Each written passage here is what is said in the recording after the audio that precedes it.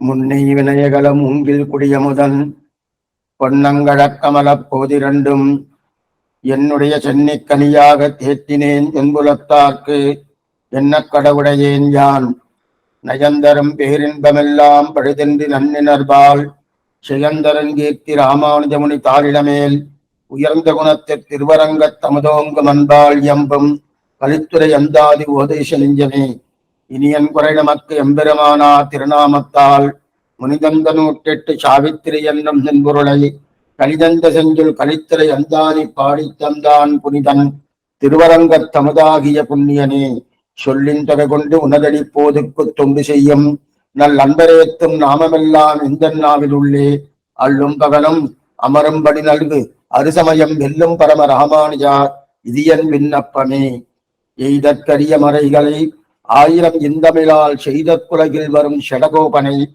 சிந்தையில்லே பெய்தற்கு செய்யும் பெரியவர் சீரை உயிர்களெல்லாம் உய்தற்குதவும் ராமானுஜம் எம் உறுதுணையே.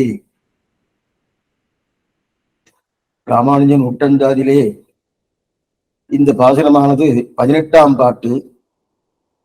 இந்த பாசுரத்திலே சுவாமி மதுரகவியாழ்வாரை தெரிவிக்கிறார். ஏன் மதுரகவியாழ்வார் வந்தார் குறுக்கே அப்படின்ற ஒரு கேள்விக்குண்டான சமாதானத்தை நம்ம ஏற்கனவே பார்த்து விட்டோம். ஏனென்றால் குறுக்கே வரலை. இதுக்கு முன்னாடி பாசுரம் முனியார் துயரங்கள் முன்தினம். அந்த பாசுரத்திலே கலியனை சொன்னார் திருவங்கை ஆழ்வாரை. அந்த பாசுரத்திலேயே மதுரகவி ஆழ்வாரை சொல்லி இருக்க வேண்டும்.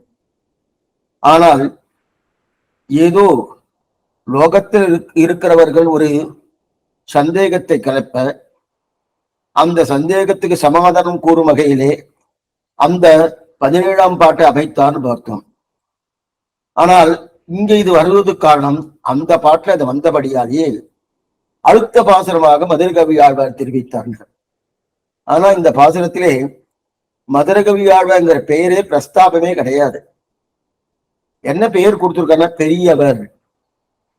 பெரியவர் சீரை உயிர்கள் எல்லாம் உய்தற்குதவும் பெரியவர் என்று கொடுத்திருக்கார். பெரியவர்னு அவர் சொல்லலாமா? அத்தனை தூரம் ஆதரவு யாருக்கு? திருவரங்க தமுதனாருக்கு. சுவாமி நம்மாழ்வாரை பெரியவர் என்று சொல்லவில்லை. ஆனால் நம்மாழ்வார்க்கு பெரியோன் என்கிற பெயர் பிராட்டி கொடுத்திருக்கார். பெரிய பிராட்டியார் எப்படி என்றது பின்னாடி பார்ப்போம். ஆனா அந்த பெரியோரை தன் திருவுள்ளத்திலே வைத்தபடியாலே இவருக்கு பெரியவர்னு பேர். அதாவது செய்தற்குலகில் வரும் ஷடகோபனை சிந்தையுள்ளே பெய்தற்கு இசையும். இந்த சப்தம் ரொம்ப முக்கியம். சிந்தையுள்ளே பெய்தற்கிசையும் பெரியவர் சீரை. அதோடு பெய்தற்கிசைன்னா இசைஞ்சார் மதுரகவி ஆழ்வார் தன்னுடைய திருவுள்ளத்திலே நம்மாழ்வாரை கொண்டு வந்து திருவுள்ளத்திலே அமர்த்தினார். அந்த பெரியோன் என்று சொல்லக்கூடிய நம்மாழ்வாரை தன் திருவுள்ளத்திலே அமர்த்தினபடியாலே இவருக்கு பெரியவர் என்கிற பெயர். அது மட்டுமல்ல, இதுல நிறைய காரணங்கள் உண்டு. அதிலே நாம் கடந்த காலக்ஷேபத்திலே மணவாளமாவுடைய அவதாரிகை என்ன, மணவாளமாவுடைய பதபதார்த்தங்கள் என்ன, அதை அனுபவிக்க பெற்றோம். அதற்கு மேற்கொண்டு திருலோகத்தியுடைய வியாக்கியான அவதாரிகம் அனுபவிக்க பெற்றோம். இப்ப வியாக்கியானத்தை அனுபவித்துக் கொண்டிருக்கிறோம். எய்தற்கரிய மறைகளை என்று சொல்லக்கூடிய ஆச்சரியமான அந்த வியாக்கியானம் அனந்தாவை வேதாபா என்கிறபடியே இதனாடியில் வாசிச்சுட்டேன். இருந்தாலும் மறுபடியும் வாசிக்கிறேன். 67வது பக்கம் வியாக்கியானத்துல என்கிறபடியே ஒரு சங்கையை விட்டு சொல்ல போகாதபடி அபரிமிதங்களாய் சர்வ உஜ்ஜீவங்கள் ஆகாதே அதிர்கிராதிகாரங்களாய் அந்யோபமர்த்த வாக்கியங்களாலே சுவாப்தத்தையை தெரியும் போது எத்தனை ஏனும் அதிசயத்த ஞானிகரானவர்களுக்கும் அருமைப்படுத்த கடவரான ஸ்வஸ்த வேதங்களை எப்படிப்பட்ட ஞானங்களா இருந்தாலும் ஞானிகளா இருந்தாலும் அந்த வேதத்தை பூர்ணமாக தெரிந்து கொள்ள முடியுமாதான் முடியாதுதான் எய்தற்கரிய மறை. அப்படிப்பட்ட எய்தற்கரிய மறைகளை 1000 இந்தமிழால் செய்தற்குறகில் வரும் சிறகோபனை அந்த வேதங்களை வர்ணாதி நியமனமின்றிக்கு ருஷி பிறந்தவருக்கெல்லாம் அதிகரிக்கும்படியாக 1000 என்று ஒரு சங்கையோடு கூறியிருப்பதாய் யாருக்கெல்லாம் ருஷி பிறந்திருக்கிறதோ, அதாவது வேதத்தில் ருஷி, ஆழ்வார் பாசுரத்தில் ருஷி, அதெல்லாம் யாருக்கெல்லாம் ருஷி பிறந்திருக்குவோ அவர்கள் எல்லாரும் அதிகரிக்கும்படியாக வேதம் என்பது அதிகிருத்த அதிகாரம்.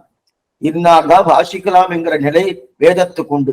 முதல் 3 வர்ணத்தவர்கள் தான் உண்டு. இது எப்படிப்பட்டவர்னா பெண்டிர்கள் என்ன, பண்டிதர்கள் என்ன, பாமரர்கள் என்ன, படித்தவர்கள் என்ன, படித்தார்கள் என்ன, அனைவரும். இது அதிகிருத்த அதிகாரம் இல்லை, சர்வரும் அதிகாரிகள். இது 1000 இந்தமிழ் என்று சொல்லக்கூடிய திருவாய்மொழியை அதிகரிப்பதற்கு சர்வதும் அதிகாரிகள் 1000 படி ஒரு சங்கையோடு சிவையோடு கூடியிருப்பதால் அப்படின்னு தெரிவிக்கிறார். அப்படிப்பட்ட அற்புதமா காட்டாரு. 1000 இந்தமிழ் சொன்னார் சுவாமி. இதுவும் வேதம்தான்னு. சரி சுவாமி, இது சர்வரும் அதிகரிக்கலாம்னு சொல்றேனே, வேதத்துக்கு அதிகிருத்த அதிகாரம். அதிகிருத்த அதிகாரம்னா இன்னென்ன வர்ணத்துள் பறந்தவர் தான் சொல்லலாம், முக்கியமாக பெண்கள் கூடாதுன்னு சொல்லியிருக்கு. அப்படி இருக்க செய்து அதே வேதம் தான் இந்த திராவிட வேதம் சொல்கிறேன். அப்ப அதுக்குண்டான அதிகிருத்த அதிகாரம் இது இருக்க வேண்டாமான்னா இது இல்லாதபடியாலே இது வேதமா அப்படின்னு ஒரு சந்தேகத்துக்காக காட்டார். அற்புதமா காட்டார். உயர்வர உயர்நலம் என்று கிளையோடு கூடியிருப்பதால் உயர்நல உயர்நலம் என்று தொடங்கி உயர்ந்தே என்னும் ஆதி மத்திய அவசானங்களிலே பகவத் ஸ்வரூப ரூப குருபூதிகளை சேதனா ஸ்வரூப பாவங்களையும் சேதனுடைய சம்சார பந்த ஹேதுக்களையும் தன் நிவர்த்தனோபாயமான தத் விஷய பிரீத்தி ரூபாபன்ன ஞானத்தையும் ஜகத்காரண வஸ்து நாராயண என்று தேவதா வஸ்து விசேஷ நிர்தாரணத்தையும் அவனுடைய சமஸ்த கல்யாண குணாத்மகத்தையும் அனந்த கருட விக்ஷேனாதி திவ்யசூரி பரிசரியமான நரிணனாய் கொண்டு நின்றபடியையும் தாம் அனுபவித்தபடி எல்லாரும் அனுபவிக்க தம்முடைய நிர்கேதுக பரம கிருபையாலே லௌகிகரை குறித்து உபதேசித்தபடியையும் தம்முடைய அபினிவேசமெல்லாம் தீரும்படி அவனை பிராபித்தபடியும் விசதமாக பிரதிபாதிப்பதாய் சாக்தத்தையெல்லாம் துஷ்பட்டமாக சுக்கிரகமாக தெரிவிக்குமதாய். இது வரைக்கும் பார்த்துவோம். அதாவது இதுல என்னென்ன தெரிவிக்கிறான்னா ஆதி மத்திய அவசானம் தெரிவிக்கிறார். ஆதி மத்திய அவசானங்களில் முதல் என்ன, மத்தியம் என்ன, முடிவு என்ன, இந்த 3 இடங்களிலும் பகவான் என வேதம் என்ன சொல்றது, பகவானுடைய சுரூபம் என்ன, ரூபம் என்ன, குணம் என்ன, விபூதி என்ன, இதெல்லாம் பூர்ணமாக தெரிவிக்கிறது பகவான் வேதம். அதே போல இந்த திருவாய்மை தெரிவிக்கிறதுன்னா ஆதி மத்தியம் அவசானங்கள் தெரிவிக்கிறார். ஆதி என்ன ஆரம்பிக்கும் போது, மத்தியம் என்ன நடுவிலே, முடிவென்னா முடிவின் போது. இந்த 3லையும் என்ன தெரிவிக்கிறது, 3 இடத்துலையும் பகவானுடைய சுரூபம் என்ன, பகவானுடைய ரூபம் என்ன, பகவானுடைய குணம் என்ன, பகவானுடைய விபூதி என்ன, இது எல்லாம் ஆழ்வார் ஆச்சரியமா தெரிவிக்கிறார். அப்ப சொரூப ரூப குண விபூதிகளை ஆழ்வார் ஆதி மத்திய அவசானங்களில் தெரிவிக்கிறார். எங்க சுவாமிநாத முதல் பாசனம் உயர்வர உயர்நலம், அது பகவானுடைய மேம்பட்டதன்மை பரத்தத்தை பேசுகிறார் முதல் பாசனத்திலே. அது 2வது பாசனம் மனநக மலமர மலமிச எழுதரும் மனனுணர் வளவீனன் பொறியுணர் வகையுடன் இனனுணர் மொழிநலம் எதிர்நிகழ் கழுவினம் இளநினன் எனதுயில் மிகு நரையிலனே அப்படின்னு பகவானின் சொரூபம் என்ன, ரூபம் என்ன, இது எதுவா இருந்தாலும் நல்லா தெரிஞ்சு கொள்ள முடியாது. பகவானுடைய ரூபத்தையும் தெரிஞ்சு கொள்ள முடியாது, சொரூபத்தையும் தெரிஞ்சு கொள்ள முடியாது. ஏன்னா எதனால சுவாமி, நம்முடைய கர்மேந்திரங்கள் இருக்கு இல்லையா, கர்ம இந்திரியங்கள், அதே மாதிரி ஞானேந்திரியங்கள் இருக்கு இல்லையா, அதை வைத்து கொண்டா பார்க்கலாம். நம்ம கண்ணால பார்க்க முடியுமா? பார்க்க முடியாது. கர்மேந்திரியங்களால பார்க்க முடியுமா? பார்க்க முடியாது. சரி சுவாமி, கர்மேந்திரியங்களால பார்க்க முடியாது. கர்மேந்திரியங்களா என்ன அர்த்தம்னா கால் நடக்கிறதுனோ கை செய்யறதுனோ, அதனால பார்க்க முடியுமா? சீவைகிறது பார்க்கலாம், இங்க பார்க்க முடியாது. சரி, ஞானேந்திரங்கள் கண் காது மூக்கு முதலான பார்க்க முடியுமா? அதெல்லாம் பார்க்க முடியாது. அப்ப அது மட்டும் இல்ல, அவனை பார்க்க முடியாதுன்றதுக்காக ஓ இல்லையோ அப்படின்னு நினைக்க வேண்டாம். அப்படி இருக்கான். அப்படி இருக்கான்னா எப்படி இருப்பான்? அவனை பார்க்க முடியாது, அதே போல மற்றவாளையும் பார்க்க முடியாது. அவனை போல ஒரு 4 பேர் இருப்பான்னா கிடையாது. அவனுக்கு சமமானவும் கிடையாது, மேம்பட்டவனும் கிடையாது. தன் ஒப்பார் இல்லப்பன் என்னப்பன் எனக்காயுகுலா என்னை பெற்றவனாய் பொன்னப்பன் மணியப்பன் முத்தப்பன் விண்ணப்பனுமாய் விண்ணப்பன் மதில்சூ திருவிண்ணக சேர்ந்தாப்பன் தன் ஒப்பாறு தனக்கு சமமா ஒப்புவாரும் கிடையாது, சமமா. அவர் உப்புலியப்பன்னு மாதிக்கும். அவருடைய பேரை ஒப்பில்லாத அப்பன், உப்பு இல்லை ஒப்பு. ஆனா அவர் உப்பு போட்டு சாப்பிட மாட்டார். தன் மனைவிக்காக உப்பு வேண்டாம் விட்டார். ஏன்னா அந்த ரிஷி சொல்லிட்டார், என்னுடைய பொண்ணுக்கு உப்பு போட்டு தலிகை பண்ண தெரியாதுன்னு.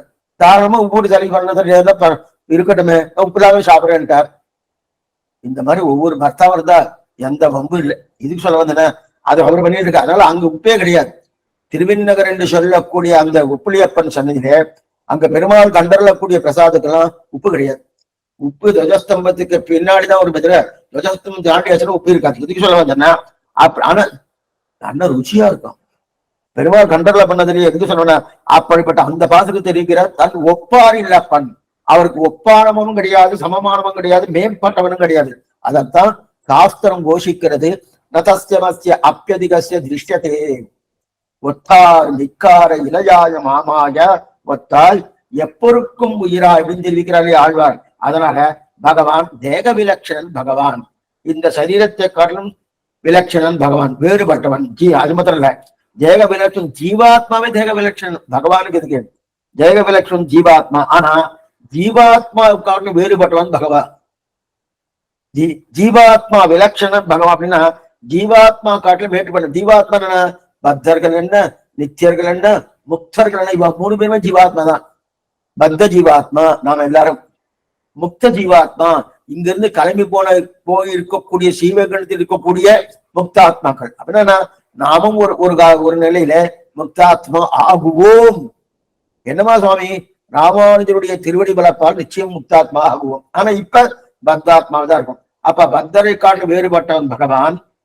சரி, முக்தர்கள் தான் சீவையிடம் போயிட்டா சுவாமி, அவனும் பகவானும் ஒன்னா, அவனை காட்டிலும் வேறுபட்டவன் பகவான். சரி, நித்தியாத்மா எப்பவுமே அங்க இருக்காத சுவாமி. இவாளுக்காது ஒரு காலத்துல பக்த ஜென்மா இருந்தது, இப்ப முக்தனா ஆயிட்டார்.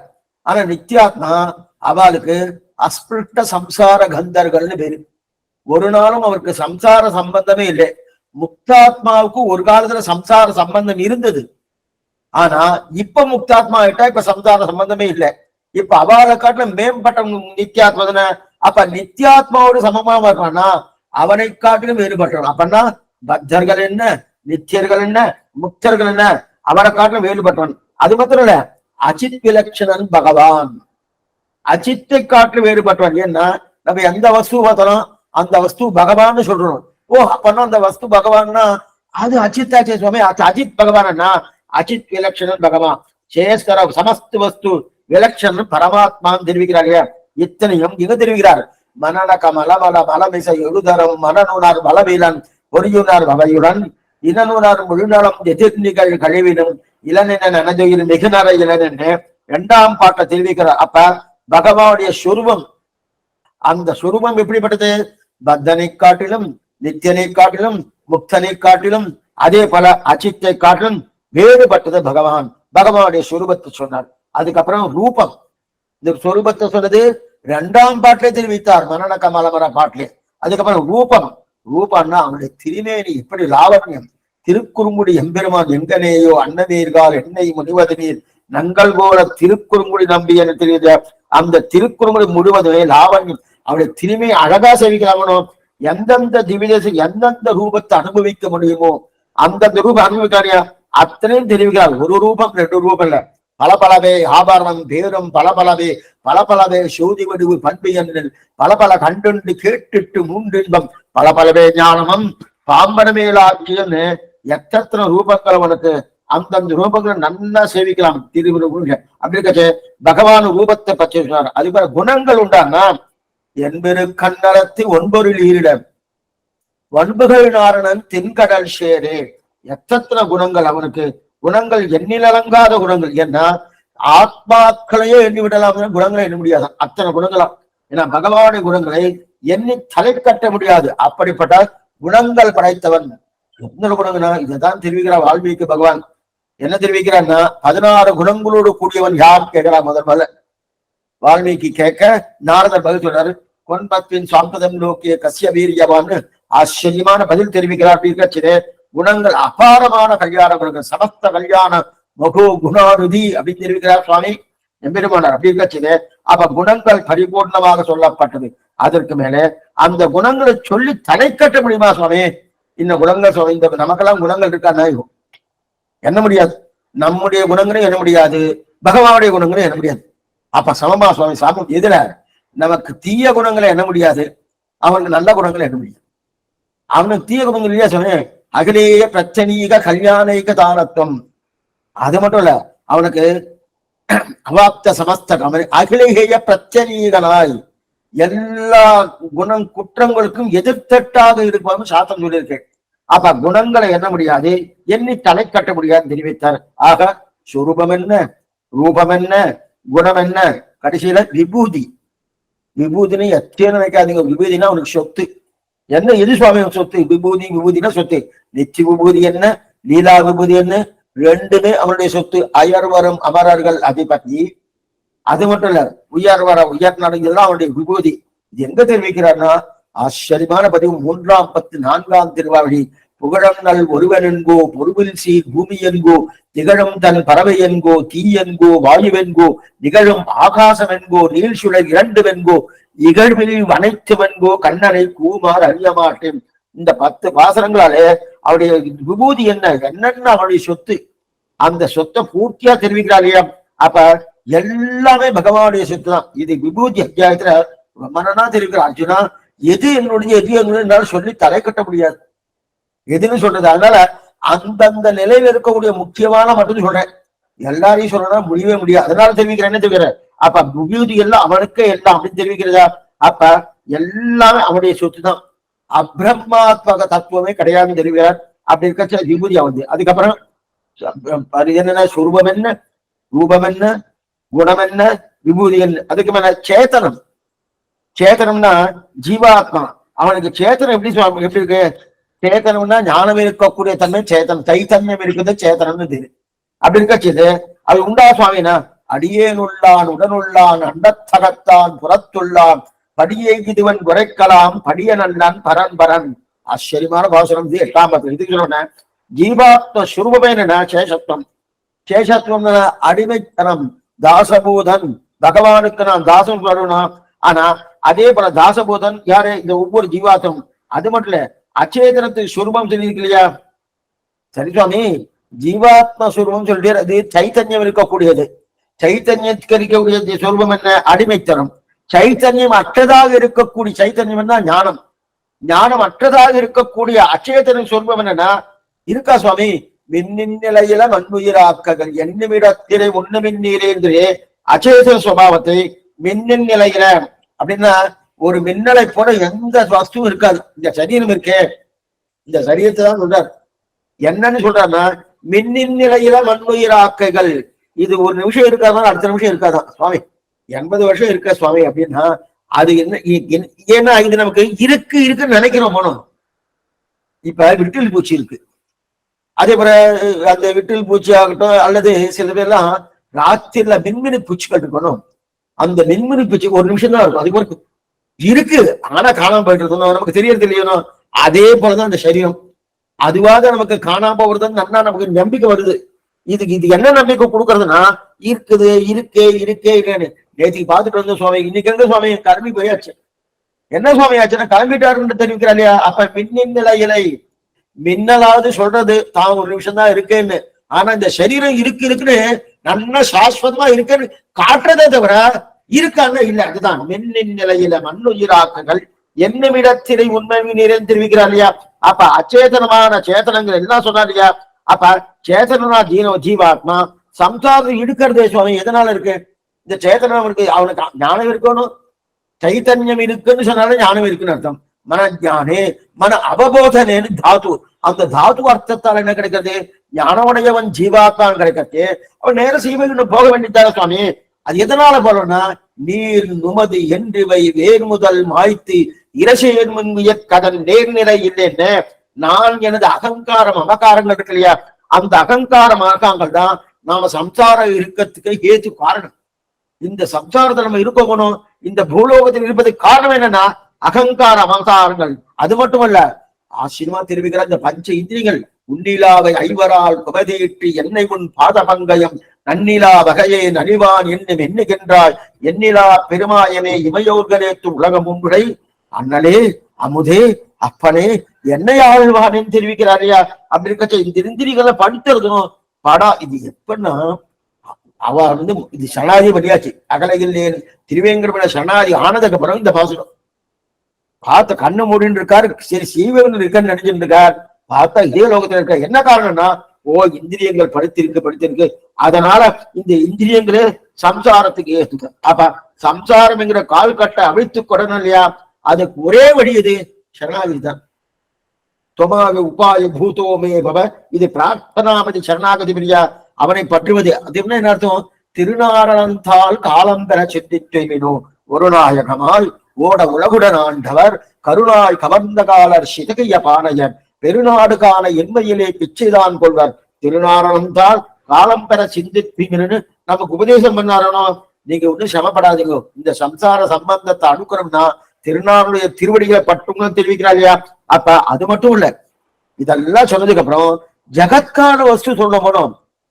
அவன் தான் மேம்பட்டவன், அவன் தான் முழுமுதற் கடவுள் சொல்ல போனோம். அது எங்க சுவாமி தெரிவித்தார்னா 4ஆம் 10 இதெல்லாம் என்னது? திருவாய்மொழிக்கு இத்தனை வைபவம் உண்டு திருவாய்மொழியில. ஏன்னா வேதத்துல சொன்னா போல இது மாதிரி இல்ல. வேதத்துல சொல்லப்பட்டது எல்லாமே இருக்கு. ஆனா இந்த ஆழ்வார் பாசுரத்துல சொன்னா போல பூர்ணமா இருக்கானா கிடையாது. சிலதெல்லாம் ஒரு மாதிரி அவுட்லைனா போயிடும். ஆனா ஆழ்வார் பாசுரம் பரிபூர்ணமா இருக்கு. சொருவம் என்ன, ரூபம் என்ன, குணம் என்ன, விபூதி என்ன, சைத்தன்யம் இருக்கக்கூடிய ஜீவாத்மாக்களை பத்தி என்ன, அதே சைத்தன்யம் அட்டதானா அச்சித்த பத்தி என்ன, இந்திரியங்களை பட்டது என்ன, மேற்கொண்டு இந்த சம்சாரத்திலே இந்த ஜீவாத்மா இருப்பதற்கு என்ன காரணம் என்ன, இந்த சம்சாரத்தை தொலைக்கிறவனா என்ன பண்ணணும் அதையும் தெரிவிக்கிறார் இல்லையா? திருநாரணந்தால் காலம்பர சந்தித்து இப்படி உபதேசம் பண்ணாரணும். சரி சுவாமி எல்லாத்தையும் உபதேசம் பண்ணார். அவர் தான் பெரியவர், அவர் தான் மேம்பட்டவர். என்னவா தெரிவிக்கிறது? 4ஆம் 10 திருவாவழி ஒன்னும் தேவம் உலகம் உயிரும் மற்றும் யாதமில்லா அன்று நான்முகன் தன்னோட தேவரலகோடு படைத்தான். புன்னம்போல் மணிமாட நேடு திருக்குறுகூர் அதன் என்று ஆதிப்பிரான் நிற்க மற்ற தெய்வம் நாடுகிறேன்னு அவர் இருக்கார். அவர் இருந்தா போறோம், அவர் யாரும் தேவையில்லை என்று. அப்படின்னா என்ன அர்த்தம்னா அவன் தான் முழுமுதற் கடவுள் மட்டுமல்ல, ஜெகத்கான வஸ்து மட்டுமல்ல, மோட்சை சே ஜனார்தனகா, மோட்சத்தை கொடுப்பவனே அந்த பொழிந்த நின்ற பெருமாள் தான். அதுதான் ஆழ்வார் முன்னாடியே தெரிவிக்கிற பூவில் நான்முகனை படைத்த தேவன். தேவன் சொல்லணும்னா யாருக்கு தேவன் சப்தம்? தேவன் சப்தம் யாருக்கு தேவனா? பகவானுக்கு தான். அவன் எப்படிப்பட்ட தேவன்? பூவில் நான்முகனை நாராயணன் படைத்தான் நான்முகனை, நான்முகனுக்கு ஏறார் சிவன் பிறந்தார் எனும் சொல்லி தெரிவிக்கிறார் இல்லையா? அப்ப பகவான் ஒருத்தம் தான் தெரிவிக்கிறார் இல்லையா? மேலும் பகவான் எல்லா கல்யாண குணங்களையும் படைத்தவன். உயர் வர உயர் நலம் உடையவன் எவன்? உயர் வர உயர் நலம் உடையவன் இருக்கு இல்லையா? அப்படி இருக்கச்சே அதை முதல்ல காட்டான. மேலும் நித்திய சூரிகள்லாம் சேவிக்கிறார். அதனால அயர்வர் அமரர்கள். அப்படிப்பட்ட அயர்வர் அமரர்கள் மேலும் ஆழ்வார் எப்படி பெற்றாரோ இதெல்லாம் சொல்லிட்டார். திருவாய்மையில இத்தனை வைபவம் இருக்கு. அது எங்கமா சுவாமி தெரியுதுன்னா, எய்தற்கரிய மறைகளை 1000 இந்தமிழால் செய்தற்குலகில் வரும் ஷடகோபன். இதெல்லாம் அவர் அனுபவிச்சார் சுவாமி. அவர் அந்த அனுபவத்தோடு நிற்கிறான்னா இல்ல இல்ல இல்ல, இந்த அனுபவம் நித்திய சூரியர்கள் சேவிக்கிறான்றது அப்படின்னு தெரிவித்தார். ஆனாலும் அவருடைய அனுபவத்தை கொண்டும் இல்ல, அதே போல நீங்களும் அனுபவிப்பதற்கு பிராப்தமா இருக்க செய்து அனுபவிக்காமல் இருக்கிறேன். இத நம்மாழ்வார் நமக்கு உபதேசம் பண்றார். நான் அனுபவிச்சுட்டு இருக்கேன், அதே போல நீங்களும் அனுபவிக்கலாமே. ஆனா அனுபவிக்காம இருக்கிற அப்ப என்ன சுவாமி பண்ண பேரு? நான் சொல்ல போறேரா? என்னமா சொல்லுவேன்னா, நீங்க விரோதம் நினைச்சாலும் நான் சொல்ல போறேன். சொன்னால் விரோதம் இது ஆகிலும் சொல்லுவன் கேட்மினோ என்னாவில் இன்கவியான் ஒருவர்க்கும் கொடுக்கிறேன் தென்னா தனாவென்று வண்டுபுரல் திருவேங்கடத்து என்னான என்னப்பன் எம்பெருமான் உலமாக அப்படின்னு தெரிவித்தார். கடைசியா தான் எவ்வளவு தூரம் பகவான் அடையணும்னு ஆசைப்பட்டார்னா, ஆசையெல்லாம் விழுங்கும்படியாக பகவான் ஆசைப்படுறாரு. எத்தனை ஆசைனா, இந்த பகவான் தான் எல்லாம் ஆசைப்பட்டார். ஆனா பகவான் பார்த்தார். பகவான் ஆசைப்படுவது பிரதானமா, ஆழ்வார் ஆசைப்படுவது பிரதானமானா, பகவானோட ஆசை ஒரு துணி சுவாமி, ஆழ்வாருடைய ஆசை பெரிய சமுத்திரம் போல மாத்தணும். ஆழ்வாரின் ஆசை ஒரு துணி, பகவானின் ஆசை பெரிய சமுத்திரம் போல. அவாவற்று வீடு பெற்ற குருகூர் சடகோபன் சூழ்ந்த கண்டாந்து அந்த முடிவில் பெறும் பாடுன்னு அந்த பாசனம் இருக்கு இல்லையா? கடைசி 2 பாசனம். அவாவரச்சூர் அரிய அயனை அரணை அலற்றி அவாவற்று வீடு அற்று வீடு பெற்ற. அவான்னா காதல். அந்த காதல் இவருடைய காதல், ஆழ்வாருடைய காதல் ஒண்ணுமே இல்லையா? ஒரு குலப்படி போலன்னு சொல்லுவார் நம்முடைய பூர்வாச்சாரியர்கள். குலப்படினா ஒரு பசுமாட்டுடைய கால் இருக்கணும். அந்த பசுமாவுடைய காலு எந்த அளவுக்கு அங்க ஒரு இடத்தை பதிய வைக்குமோ அதுதான் ஆழ்வாருடைய காதல். ஆனா பகவான் ஆழ்வார் மேலே வைத்த காதல்னா சமுத்திரம் 17 லோகங்கள் கொண்ட சமுத்திரம் இல்லையா, அந்த சமுத்திரத்துக்குரிய காதல் பகவானுடைய காதல். இதுக்கு சொல்ல வந்தா அப்ப அந்த அர்த்தத்தை எல்லாம் நமக்கு நல்லா ஸ்பஷ்டமா சொன்னாரணும். உயர்வர உயர்ந்த உயர்வே பரன்படியை உள்ளதெல்லாம் தாட்கண்டு உயர்வேத நேர்கொண்டு உரைத்தே அயர்வேதம் பாராமல் நாமிடரை வாழ்விக்கும் ஞானம் சொல் நேராகவே விளையம் விடுனே. அதை நன்னா நாம அனுபவிக்கும்படியாக ஆச்சரியமா தெரிவித்தார் இல்லையா. தெரிவித்தது மறுமல்ல, அந்த அர்த்தம் எல்லாம் நமக்கு புரியும்படி. சில பேர்லாம் ஒவ்வொன்றும் நல்லா பாட்டு பாடுவார், அர்த்தமே புரியாது. இன்னைக்கெல்லாம் நிறைய சப்தங்கள் அதிகமா இருக்க மாதிரி அர்த்தமே இருக்காது. சப்தம்னா அப்படின்னா எது என்னதுன்னா இந்த இனிமையா இருக்க ஒரு சப்தம் இல்லை, டமட்டமட்டமான அடிக்கிறா பாருங்க, அந்த சப்தம் தான். அந்த சப்தம் தான் அடிக்கும், ஆனா அர்த்தம் ஒண்ணுமே இருக்காது. ஆனா ஆழ்வார் அர்த்தமும் தெரியும்படியாக சுஸ்பஷ்டமாக நன்னா, அது மட்டும் இல்ல சங்கிரகமாவும் பாடுறார்.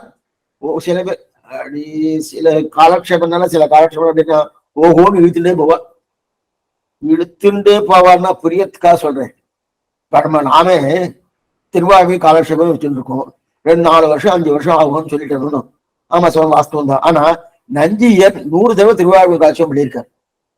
நஞ்சியர் 100 தடவை பண்ணியிருக்கார். அப்பனா வரலாம் படியெல்லாம் இழுத்துட்டு போறேன்னு அர்த்தம்.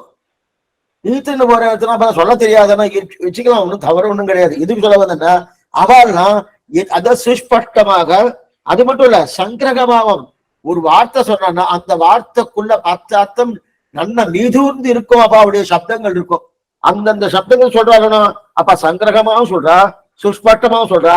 ஆனா சில பேருக்கு என்னன்னா ஒரு சப்தத்தை வைத்துக் கொண்டு நாள் முழுதும் சொல்லுவா. இவர் சுஸ்பஷ்டமா சங்கரமா சொன்னா என்ன சொன்னாரோ அதைத்தான் ஒரு நாள் முழுதும் சொல்றாருன்னா சில பேருக்கு அந்த மாதிரி இருக்கு இல்லையா. ஆழ்வார் அப்படி இல்ல, சுருக்கமா சொல்றாரு, அது மட்டும் இல்ல சங்கரகமாவும் சொல்றாரு, அது மட்டும் இல்ல நல்லா அர்த்தம் புரியும்படியும் சொல்றாரு. இது சில பேருக்கு பேச்சு சாமர்த்தியம் அதிகம், குறைவா பேசுவா, நிறைய அர்த்தங்கள் அதுல கிடைக்கும். சில பேருக்கு நிறைய பேசுவா, என்ன சொன்னாலே தெரியாதுன்னு தோன்றது. ஆனா ஆழ்வாருடைய பாசன தெளிவு, இதைத்தான் வேதாந்தேசியை தெரிவிக்கிறார். தெரியாத மரநிலங்களை தெளிகின்றோம் தெரிவிக்கிறாரையா. அப்ப சுருக்கமாவும் இருக்கு, தெளிவா இருக்கு. ஆனா சுருக்கமா இருந்தாலே தெளிவு இருக்குன்னு நிச்சயம் கிடையாது சாமானியமாக. இப்ப புரியத்காசம் திருமந்திரம் ஓம் நமக நாராயண சுருக்கமா தான் இருக்கு, 8 எழுத்து அட்டாட்சரன்னு பேரு. ஆனா தெளிவு நன்னாதான் இருக்கு, நமக்கு தெரியலையா. அதுல நன்னா தெரிஞ்சுதான் சொல்லியிருக்கா. ஆனா நமக்கு புரியல, சுருக்கமா இருந்தாலும் நமக்கு புரியாம போறதுணும். அந்த மாதிரி ஆழ்வார் சுருக்கமா சொன்னான்னு சொல்லிட்டு சொன்னே ஒருவேளை தெரியாம போயிடும்னா இது ஆழ்வாருடைய சாமர்த்தியம் என்னன்னா நமக்கு புரியும்படியாகவும் சொல்வாரு, அது மட்டும் இல்ல தெளிவாகவும் சொல்றாரு.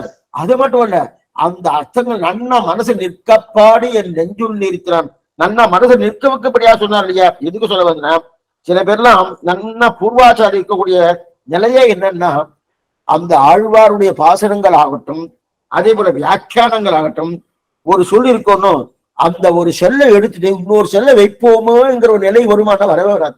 இப்ப நம்பில எவ்வளவு வியாக்கியானம் பண்ணியிருக்காரு பெரியவாச்சான் பண்ணு நஞ்சியர், இவாவுடைய வியாக்கியானத்துல சுவாமி இந்த சப்தத்தை எடுத்து இது வச்சா கொஞ்சம் நல்லா இருக்குமோ, இந்த மாதிரி வார்த்தை சொன்னதே தப்பு. ஏன்னா அவ எந்தெந்த சப்தத்தை வச்சிருக்காளோ அந்த சப்தத்தை பூர்ணமா அதே கொண்டுதான் சொல்லணும். அதனால அடிக்கடி அவ வச்ச சப்தத்தையும் திருப்பி சொல்லிடுறேன். அப்பனா காப்பி பண்றேன்னு அர்த்தம். இது ஒண்ணும் தவறு கிடையாது. அவ சொன்னதை காப்பி பண்றதுதான் சம்பிரதாயமே. முன்னோர் மொழிந்த முறை தப்பாமல் கேட்டு அதையே திருப்பி சொல்லணுமோ, அதுக்கு சொல்ல வந்தேன்னா அப்ப அப்படிப்பட்ட இது ஏன்னா எப்பேற்பட்ட வித்வான் சுவாமி இவர். அப்பனா அந்த நன்றியரோ நம்பில்லையோ பண்ணதை கொஞ்சம் மாத்தலாம்னா எப்பேற்பட்ட தமிழ்ல நன்னா விரகரா இருந்தாலும் சரி, சம்ஸ்கிருதத்தை பெரிய பண்டிதனா இருந்தாலும் சரி, அவரால் மாத்தத்துக்கு உடம்புல எலும்புல உரம் இருக்கான்னா கிடையவே கிடையாது. ஏன்னா காரணம் என்னன்னா அவ பிரயத்தனப்பட்டு இதெல்லாம் பண்ணது கிடையாது. பகவானுடைய நிருகேட்டுக்க கட்டாட்சம், அந்த நிருகேட்டுக்க கட்டாட்சத்தாலே மயர் வர மதிநலம் அருள பெற்றவர் இல்லையா. அதனால அவ சொல்லுடைய பாசனங்கள் எல்லாமே சுலபமாகத்தான் இருக்கும். அதனால்தான் நாதமொழிகள் என்ன தெரிவிக்கிறாருமா, பக்தாமிருதம் விஸ்வதனானமோதனம் சர்வார்த்ததம் தீ ஷடகோபவான்மயம். ஆழ்வாரே தெரிவிக்கிறாரு, தொண்டர் கமுதுன்ன சொல்மாலைகள் சொன்னேன், அமிர்தம் உண்ண தொண்டர்களுக்கு அமிர்தமாக இருக்கக்கூடிய அந்த பாசனங்களை கொடுத்திருக்கேன்னு. அதத்தான் நாதமணிகள் பக்தாமிருதம் சஜனான மோதனம் சர்வார்த்த தம்சி ஷடகோப வாங்மயம் சகஸ்திரசாகோ உபனிஷத் சமாகமம் நமாமியகம் திராவிட வேத சாகனம். என்ன இந்த மாதிரி வேதத்துல எங்கேயா தொண்டர் கமுதுன்ன சொல்மாலைகள் சொல்ல இருக்கா? தேடி பார்க்கணும். சுவாமி தொண்டர்களும் அமிர்தமா இருக்கும் வேதம் அப்படின்னு சொல்லியிருக்காங்கன்னா அமிர்தம் எங்க எங்க தேடி பார்த்தாலும் ஒரு இடத்துலயும் கிடைக்காது. வேதத்துக்குள்ள தொண்டர்களுக்கு அமிர்தமா இருக்கு சுவாமி, அமிர்தமா இருக்குன்னு சொல்லிட்டீங்கன்னா அது இருக்கவே இருக்கு. ஏன்னா வேதமே என்ன தரும் சொல்லிக்கும், என்ன தரும் அப்பப்ப அடிக்கடி அங்கங்க சொல்லிட்டே இருக்கும். என்ன சொன்னா நான் காடு போல என்ன உங்களால புரிஞ்சு கொள்ள முடியாது. வேதம் திரும்ப திரும்ப இதை சொல்லிட்டே இருக்கும். வேதமே நான் இப்படி போல காடு மாதிரி. காடு எப்படி வரும்? அடர்ந்த காடு, இருட்டு காடு இருக்கே, திக்கு எதுன்னு தெரியாது. திக்ரமம் சொல்றா பண்ணும். திக்குன எது கிழக்கு, எது மேற்கு, எது வடக்கு, எது தெற்கு தெரியாம இருக்கும். திக்கு தெரியாத காட்டில் அப்படின்னு அநேகமா எல்லா நாடகத்திலும் சொல்றா பாருங்க. அந்த மாதிரி நான் அப்படின்னு வேற தன்னையே திரும்ப திரும்ப சொல்லிக்கிறது இல்லையா? அப்படி சொல்லியிருக்கே அப்ப எங்க சுவாமி புரியுது? பக்தாமிருதம் அதுல இருக்குமா? தொண்டர் கமுதுன்னு இருக்குமான்னா நிச்சயமா இருக்கு. ஆனா ஆழ்வார் பாசுரங்களோ பக்தாமிருதம் தொண்டர் கமுதம் சொல்மாதி திராவிடம் வேதசாகரம் தெரிகிறது. திராவிட வேதம் என்று பெரிய சமுத்திரம் நமாமியகம் திராவிட வேதசாகரம். அந்த திராவிட வேதசாகரத்தை வணங்குகிறேன் தெரிவிக்கிறான். அப்ப இந்த தனியனுக்கு திரிலோகஞ்சியோட வியாக்கியானம் உண்டு. எப்படி இந்த ராமானுஜ நூற்றந்தாதிக்கு திரிலோகஞ்சியர் வியாக்கியானமோ இந்த தனியனுக்கு பிரிலோகஞ்சியர் வியாக்கியானம் உண்டு. அவர் என்ன சொல்றாருன்னா இது ஒரு சாகரம், அது ஒரு சாகரம். ஆச்சரியமாக தெரிவார். எது ஒரு சாகரம்? இது ஒரு சாகரம், அது ஒரு சாகரம். அப்படின்னா என்ன சுவாமி? அது அரியனார்க்கு இருக்கக்கூடிய சரண்யகர் அசரஞ்சனுக்கு சரண்யனாக இருக்கும் சாகரம். அசரஞ்சனுக்கு சரண்யனாக சாகரம்னா கடல் சமுத்திரம். இது ஒரு சாகரம், அது ஒரு சாகரம்னா பக்தாமிருதம் திராவிட வேத சாகரம்னு ஒண்ணு இருக்கணும். அப்புறம் திராவிட வேதம் என்கிற ஒரு சமுத்திரம், இன்னொரு சமுத்திரம் இருக்கு. அந்த சமுத்திரத்துக்கு என்ன சுவாமி பேரு? அசரஞ்சனுக்கு சரண்யனாக இருக்கக்கூடிய சமுத்திரம். சட்டுன்னு புரியாது. அசரஞ்சனுக்கு சரண்யனுக்கு ஆச்சரியமா பிரலோகஞ்சியர் எடுத்திருக்காரு. அசரஞ்சனுக்கு சரண்யனாக இருக்க சமயம் ஏன்னா அசேஷமா எல்லாருக்கும் சரண்யா இருக்குன்னாரு. ஆனா இந்த சாகரம் எப்படி எல்லாரும் பற்றும்படியா இருக்கும்? அந்த சாகரம் என்றது ஜலக்கடல். இது திருவாவிழி என்று சொல்லக்கூடிய கடல், பக்தாமிர்தம் என்று சொல்லக்கூடிய கடல். இந்த கடல் எல்லாருக்கும் சரண்யமாக எல்லாரும் பற்றும்படியா இருக்கும். அந்த ஜலக்கடலை அசரண்யம் தான் பற்றும். அசரண்யம்னா சரண்யம் என்கிற தன்மை அற்றவர்கள். அப்படின்னா அற்றவர்கள்னா அற்றவர்கள்னா பன்மையில சொல்லுங்க. ஒருத்தர் தான் சரண்யம் அற்றவர். யாரு? பகவான் தான். அவன் சரணாஜி பண்ண முடியுமா? பண்ண முடியாது. ஆனா பண்ணிட்டான். சமுத்திரராஜன் சரணாஜி பண்ணணும்னா அப்ப அந்த கடல் அசரண்யன் என்று சொல்லக்கூடிய பகவான் சரணாஜி பண்ணக்கூடிய கடலா இருக்கும். ஆனா இந்த திராவிட வேதம் என்கிற கடல் எல்லாரும் சரணாகி பண்ணும்படியா இருக்குன்னு அந்த வியாக்கியானம் பிரலோகஞ்சியர் வியாக்கியானம். அப்ப அசரஞ்சனுக்கு சரண்யனாக இருந்தது அந்த கடல். ஆனா அது இந்த கடல் ஒருத்தர், அந்த கடல் ஒருத்தருக்கு தான் சரண்யன் பகவானுக்கு. ஆனா இந்த கடல் திராவிட வேதம் எல்லாருக்கும் எல்லாரும் பத்திரும் ஜமாமியகம் தொண்டற்கமுதுன்ன சொன்மாலைகள் சொன்னேன் அப்படின்னு தெரிவிக்கிறாரியா. அப்படிப்பட்ட சரணம். ஏன்னா அது யாருக்கு சரண்யம்? ராமனுக்கு. இது எல்லாருக்கும் எல்லாருக்கும். அப்ப ஒருத்தன் கைகூப்பினான். இங்கு ஒண்ணு வேலை குருகூர் ஷடகோபன் சொன்ன குருகூர் ஷடகோபன் சொன்னு ஒரு வார்த்தை சொன்னாலே போறோம், உடனே கை கூப்பிட சொல்லும். தெற்கு தெற்குன்னு கை கூப்பிடணும். கரவிசம் எரிவலி நீர்நிலம் இவவிசை வரணவில் திரள்வலி அழிபறையான் என்ற பரநடிமேல் குருகூர் ஷடகோபன் சொல். இந்த வார்த்தை சொன்ன உடனே கை கூப்பிடணும். எல்லாரும் கை கூப்பிட. ஆனா அந்த சாகரம் விடுபட்டு ராமனுடைய சாகரம். அந்த சாகரம் சொன்ன உடனே கை கூப்பிடான்னா யார் சுவாமி கை கூப்பிடா? ராமனுடைய சாகரம். இது சாகரம்னா சமுத்திரம். அது எது சுவாமி? 24,000 ஸ்லோகம் கொண்ட ராமாயணம், ஸ்ரீராமாயணம். அந்த ஸ்ரீராமாயணத்தை சொன்னா கை கூப்பிடான்னா கூப்பிடா, ஒரு தடவை கூப்பிடுவா, அதுதான்.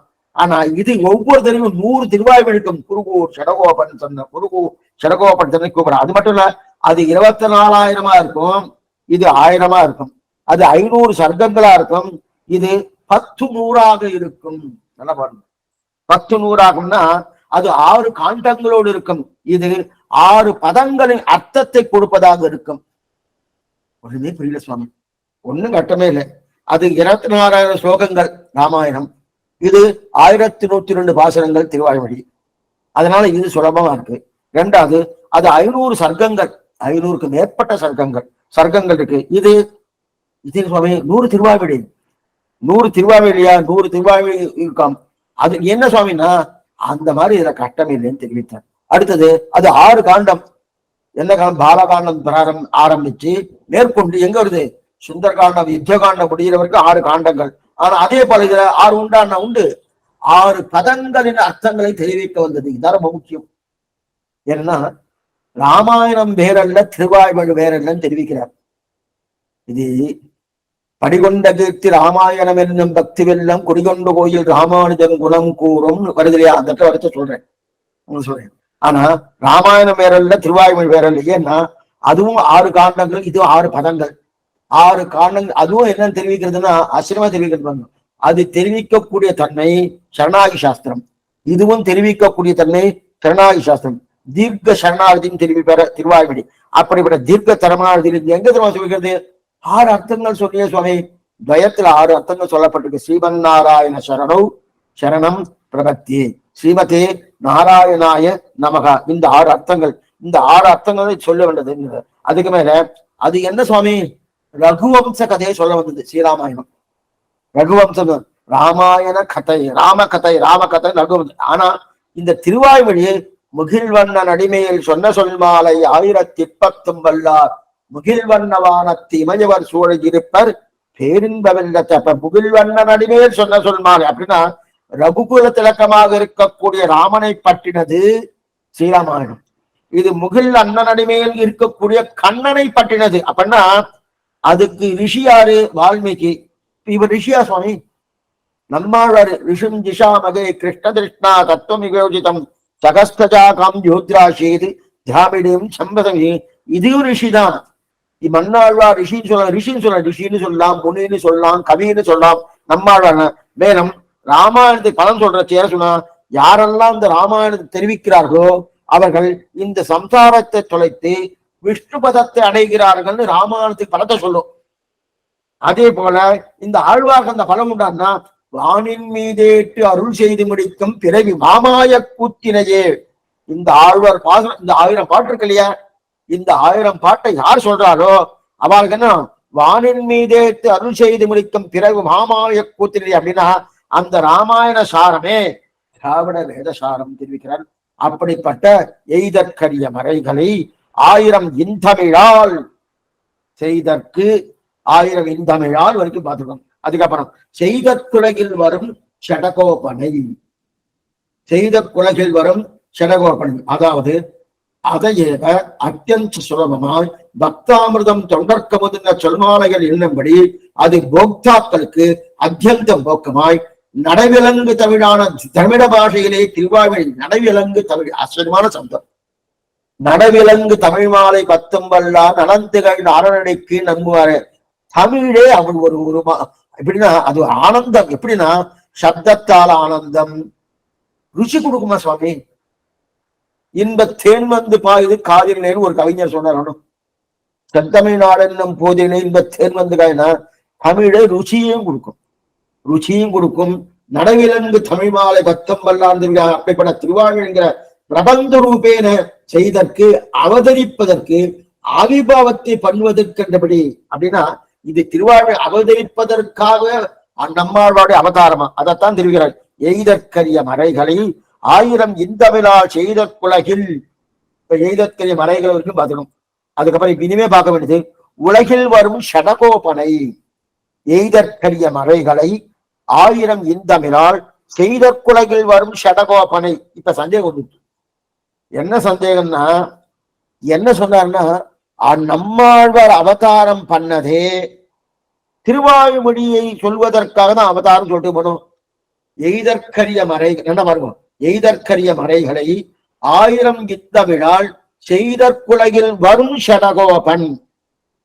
அப்படின்னா ஆழ்வாருடைய அவதாரமே எதுக்குன்னா திருவாய்மொழியை கொடுக்கத்தான் வந்துடுத்து.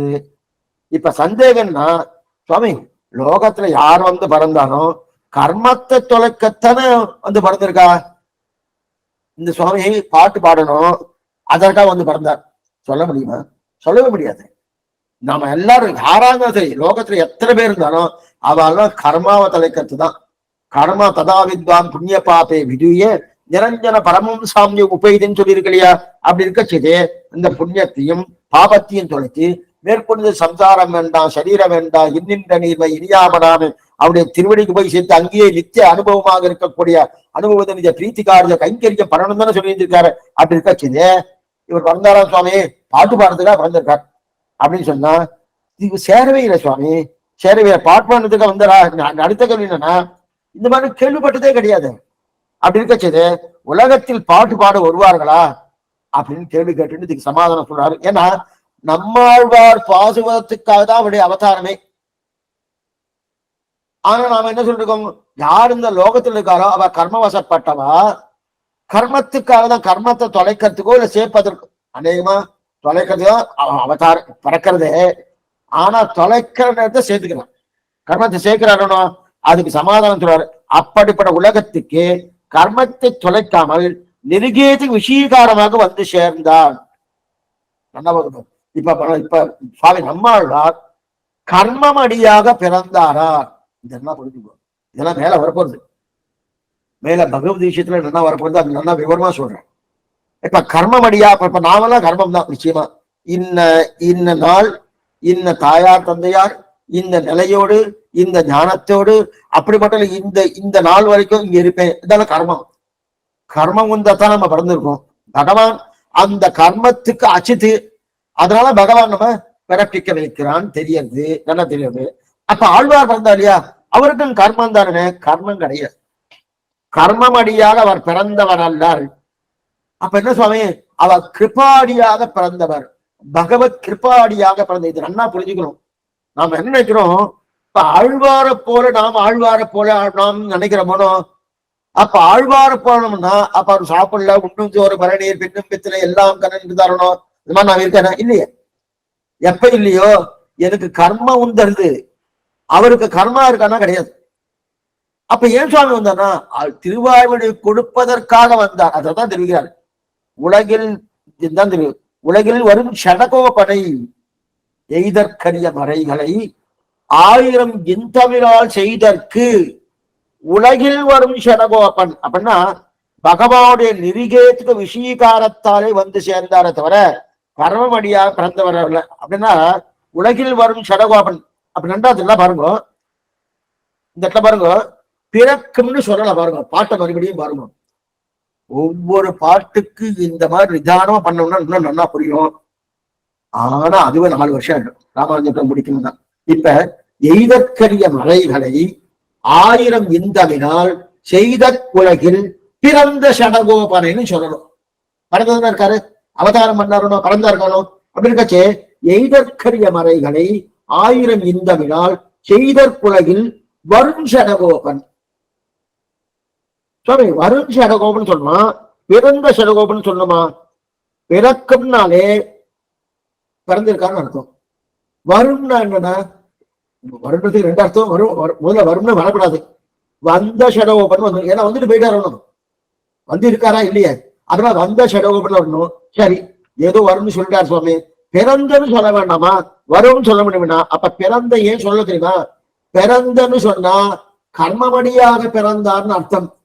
வரும்னு சொன்னா கர்மமடியாக பிறக்கவில்லைன்னு தன்னுடைய அர்த்தம் கிடைக்காது. இப்ப நாமெல்லாம் பிறக்கிறோம் தான் சொல்றோம். சுவாமி இந்த சுவாமி வருவார், இந்த சுவாமி இந்த தேதியில பிறப்பார், இந்த தேதியில இவாறு குழந்தை பிறக்கணும், இந்த தேதியில இந்த குழந்தை வரும், யாரும் சொல்றது இல்லையா? பிறக்குன்னு சொன்னாரு. ஆனா ஆழ்வாருக்கு வரும் ஷடகோபன் சொல்றாரு. வரும்னா என்ன அர்த்தம்? பிறக்கும்னு சொன்னாதான் கர்மமடியாக பிறந்தானோ. வரும்னு சொன்னா இச்சாதீனம், பகவானுடைய அனுகிரகத்தாலே பிறந்தார தவிர, விருப்பப்பட்டு பிறந்தார தவிர கர்மம் முந்த பிறக்கவில்லை, கர்மத்தின் அடியாக பிறக்கலன்னு தெரியுது. இதுதான் என்ன பாருங்க, அப்படிப்பட்டது. ஏன்னா இந்த இடம் அசுத்தமான இடம், இருள் தருமா ஞானம். அப்படிப்பட்ட அசுத்தமான லோகம், இருள் தருமா ஞானம். இந்த இருள் தருமா ஞானத்துல முதல்ல கர்ப்பத்துல சிரமம் என்னன்னா, கர்ப்பத்துக்குள்ளே எவ்வளவு சிரமப்படுறது தெரியுமா? இந்த சிசு அத்தனை சிரமப்பட்டு இருக்கு. அதை விட வெளில வந்தா இன்னும் சிரமம். சுவாமி உள்ள இருக்கிறத நல்லா இருக்கும் போட்டிருக்கு, வெளில வந்தா இன்னும் சிரமம். அதுக்கு மேல என்னன்னா, அதுக்கு மேல என்னன்னு சொன்னா, வாழ்வது ஒன்னா ரெண்டா சுவாமி, வாழ்வது சிரமம், வளர்வது இன்னும் சிரமமா இருக்கு, எல்லாம் சிரமமா இருக்கணும். அப்ப அதுக்கு மேல இன்னொன்னு, இந்திரியங்கள் படுத்துற பாடு, கண் காது மூக்கு செவி இதெல்லாம் எத்தனை பாடுபடுத்துறது, இத்தனையும் சிரமப்படுத்துறதுன்னு அந்த துக்கங்களை அனுபவிக்க இந்த லோகத்துல தொண்டர்க்க முதும்ன சொல்மாலைகள் சொன்னார்னா, ஆழ்வார் வேதத்தை தமிழாக்கி கொடுத்தார் இல்லையா, சாரி சுவாமி, அதனால வரும்னு சொல்லியிருக்கு. இப்ப வரும்னு சொன்னா பிறக்கன்னு சொல்லல. அப்ப ஆழ்வார்க்கு கர்மாதீனமான பிறவி கிடையாது, தன்னுடைய தெரியாது. சரி, கர்மாதீனமான பிறவி கிடையாதுன்னு தெரியாது சுவாமி. ஆனா இந்த இடத்துல ஆழ்வார் இந்த லோகத்துல வந்து வந்திருக்காங்கன்னா, வேற லோகத்துல வந்து ஸ்வேத தீப வாசி பக்கத்துல ஸ்வேத தீபம் இருக்கு இல்லையா, அந்த ஸ்வேத தீபத்தை உட்கார்ந்து நன்னா எல்லாருக்கும் சொன்னாரு, திருவாய்மொழி சொன்னாருன்னா பிரயோஜனம் இல்லை. ஏன்னா அங்க இருப்பவா எல்லாம் நல்லவா. அங்க இருக்கிற என்னைக்குமே ஒரு தீயவர்களுடைய கோட்டில ஒருத்தர் நல்லவர் இருக்கானா அந்த வசதி, நல்லவர்கள் கோட்டில ஒருத்தர் நல்லவர் இருக்காருன்னா சுவாமி அவர் தான் ஏற்கனவே நல்லவராச்சு, ஒண்ணு வேண்டாம் நாமே படிக்கிறோம்னு படிச்சுட்டு இருக்காச்சு. ஒரு வகுப்புல எல்லாருமே 98 மார்க் வாங்குறான். அப்ப அதுல ஒருத்தர் தான் என்ன பண்ணா 99 மார்க்கு. அப்ப அது உயர்த்துன்னு சொல்ல முடியுமா? சொல்ல முடியாது. எல்லாரும் 35 வாங்குறா, ஒருத்தர் 95 வாங்கினாங்கன்னா அப்ப இது. அதே போல இங்க எல்லாரும் 35 கூட இல்லை, இந்த லோகம் எல்லாருமே 0 பூஜ்ஜியத்துல இருக்கா. ஆனா அதுல 100 மார்க் வாங்குற அளவுக்கு ஆழ்வார் அவதாரம் பண்ணார்னா இதுதான் வைபவம். அது சீவையுள்ள அவதாரம் பண்ணார் சுவாமி, அது வைபவம் இல்லை. அதே போல ஸ்வேதத்வீகத்துல அவதாரம் பண்ணார் சுவாமி, அது வைபவம் இல்லை. அதெல்லாம் ஆழ்வாருக்கு பெரிய பெருமையா? அதெல்லாம் கிடையாது. ஏன்னா ஸ்ரீவைகுண்ட வந்து தெளிவிசும்பு திருநாடு, இது இருள் தருமா ஞானம். அங்க கலங்குவாரும் கிடையாது, கலக்குவாரும் கிடையாது. அங்க அவதாரம் அதைத்தான் தெரிவிக்கிறார். இந்த ஆழ்வார இந்த சரீரத்தோடு அழிச்சுட்டு போகணும்னு பகவான் சொல்றச்சு. ஆழ்வார் சொல்றாரு, வேண்டாம் இந்த சரீரத்தை விடு விடுன்னா, ஆழ்வார் நான் எதுக்காக அழிச்சுட்டு போறேன் தெரியுமா? நீ என்னமோ நினைச்சிட்டு இருக்கிறேன், அங்க இருக்கிறவாரெல்லாம் நாங்க தான் நல்லவா நாங்க தான் நல்லவா சொல்லிட்டு இருக்கா. ஆனா அது பெரிய விசேஷமே இல்லை, பெரிய பெரிய பிரயோஜனமும் கிடையாது, பெரிய பிரபாவமும் கிடையாது. இந்த லோகத்துல இருந்துட்டு நீ இத்தனை பண்ணியிருக்கணும், உமக்கு இருக்கக்கூடிய பிரபாவம் அவளுக்கும் கிடையாது. அதனால கொண்டு போய் காட்டணுன்றதுக்காக தான் இந்த சரீரத்தோடு போகணும்னு தெரிவிக்கிறா இல்லையா. அதனால அந்த டெலிவிஷன் புத்தினால பாடுறது பெருசல்ல, இந்த லோகத்துல பாடி இருக்காரனோ அதுதான் பெரிய. அதான் எய்தற் உலகில் வரும் சடகோபன், உலகில் சப்தத்தினால் இது அர்த்தம். எய்தற்கரிய மறைகளை 1000 இந்தமிழால் செய்தற்கு உலகில், இந்த உலகில் வரும். என்ன இந்த உலகில வந்து அவதாரம் பண்ணாரனோ, அவதாரம் பண்ணா அவர் தானே பிறந்திருக்காரு அப்படி கட்சே, அதுதான் பெரிய. இது இருதர்மா ஞானம், இந்த இருதர்மா ஞானத்தை பண்ணாரனோ அதுதான் அவருக்கு பிரபாவம் சொன்னார். சரி, எய்தற்கரிய மறைகளை 1000 இந்தமிழால் செய்தற்குலகில் வரும் ஷடகோபன்னர். சுவாமி வரும்னு சொல்லாமா? சரி, முதல்ல நீங்க வந்து அவதார் பிறப்பு சொல்லாத காரணமே இவர் வந்து இச்சாதீனமா பிறந்தார், கர்மாதீனம் என்னன்னு ஒத்துட்டேன். ஆனா இப்ப வரும் ஷடகோபன் சொல்லியிருக்கப்படாது. ஏன்னா இந்த பாட்டை பாடுறது யாரு? திருவரங்க தம்பினார். இவருக்கும் நம்மாழ்வார்க்கும் 4000 வருஷங்கள் வித்தியாசம் இருக்கு. நம்மாழ்வார் அவதாரம் பண்ணது கலியுகம் பிறந்த 42ஆம் நாள். அதே திருவரங்கத்தமனுடைய அவதாரம் என்பது சுவாமி ராமானுஜரின் ஏக காலம். ராமானுஜரும் திருவரங்கத்தமன் ஒரே காலம். அப்படின்னா ராமானுஜருக்கும் அதே போல நம்மாழ்வார்க்கும் கால வித்தியாசம் 4000 வருஷங்கள் வித்தியாசம். 4000 வருஷ கால வித்தியாசம் இருக்க செய்து அவர் வந்து கிளம்பி போயாச்சு. 32 வருஷங்கள் தான் சுவாமி நம்மாழ்வார் இருந்தார். வந்து கிளம்பி போனதுனால என்னன்னா வந்த ஷடகோபன்னு சொன்னமா வரும். அப்ப இனிமே வரா போட்டு ஷடகோப இனிமே வராருன்ற அர்த்தத்துல திருவரங்கத்தவன் தெரிவிக்கிறார். என்ன சுவாமி முடியும்? வந்த ஷடகோபன் தெரிவிக்கணும். ஏன்னா இவர் பிறக்கத்துக்கு முன்னே பண்ணிடு. அப்ப வரும் ஷடகோபன் சொல்லணும். ஏன் வந்த வந்து சொல்லணும்? அப்படின்னா வரும்னு சொல்லியிருக்காரு. ஏன் சுவாமி நிகழ்காலத்தை சொல்லியிருக்கார்? நிகழ்கால சொல்ல காரணம்னா இன்னைக்கு நம்மால வராருன்னு. என்னமா சுவாமி வராரு? இன்னைக்கு வராதுன்னு இருக்காரு. என்னமா சுவாமி? ஒவ்வொரு கோயில் கட்டுறாலும் அந்தந்த கோயில சம்பரோஷனாலே புதுசா நம்மளால வச்சுக்குவா. என்னைக்குமே ஸ்ரீ வைஷ்ணவ சம்பிரதாயத்துல ஒரு ஜிஆர்கள் ஆகட்டும், சன்னியாசி ஆகட்டும், எதிகள் ஆகட்டும், எந்த இடத்துல ஆழ்வார் ஆச்சாரியர்கள் சம்பந்தம் இல்லாமல் பெருமாள் இருக்காரோ அங்க தீர்த்த பரிகிரகம் பண்ண மாட்டான். கொஞ்சம் நல்லா ஞாபகம் வச்சுக்கணும். தீர்த்த பரிகிரகம்னா தீர்த்தம் வாங்க மாட்டான்.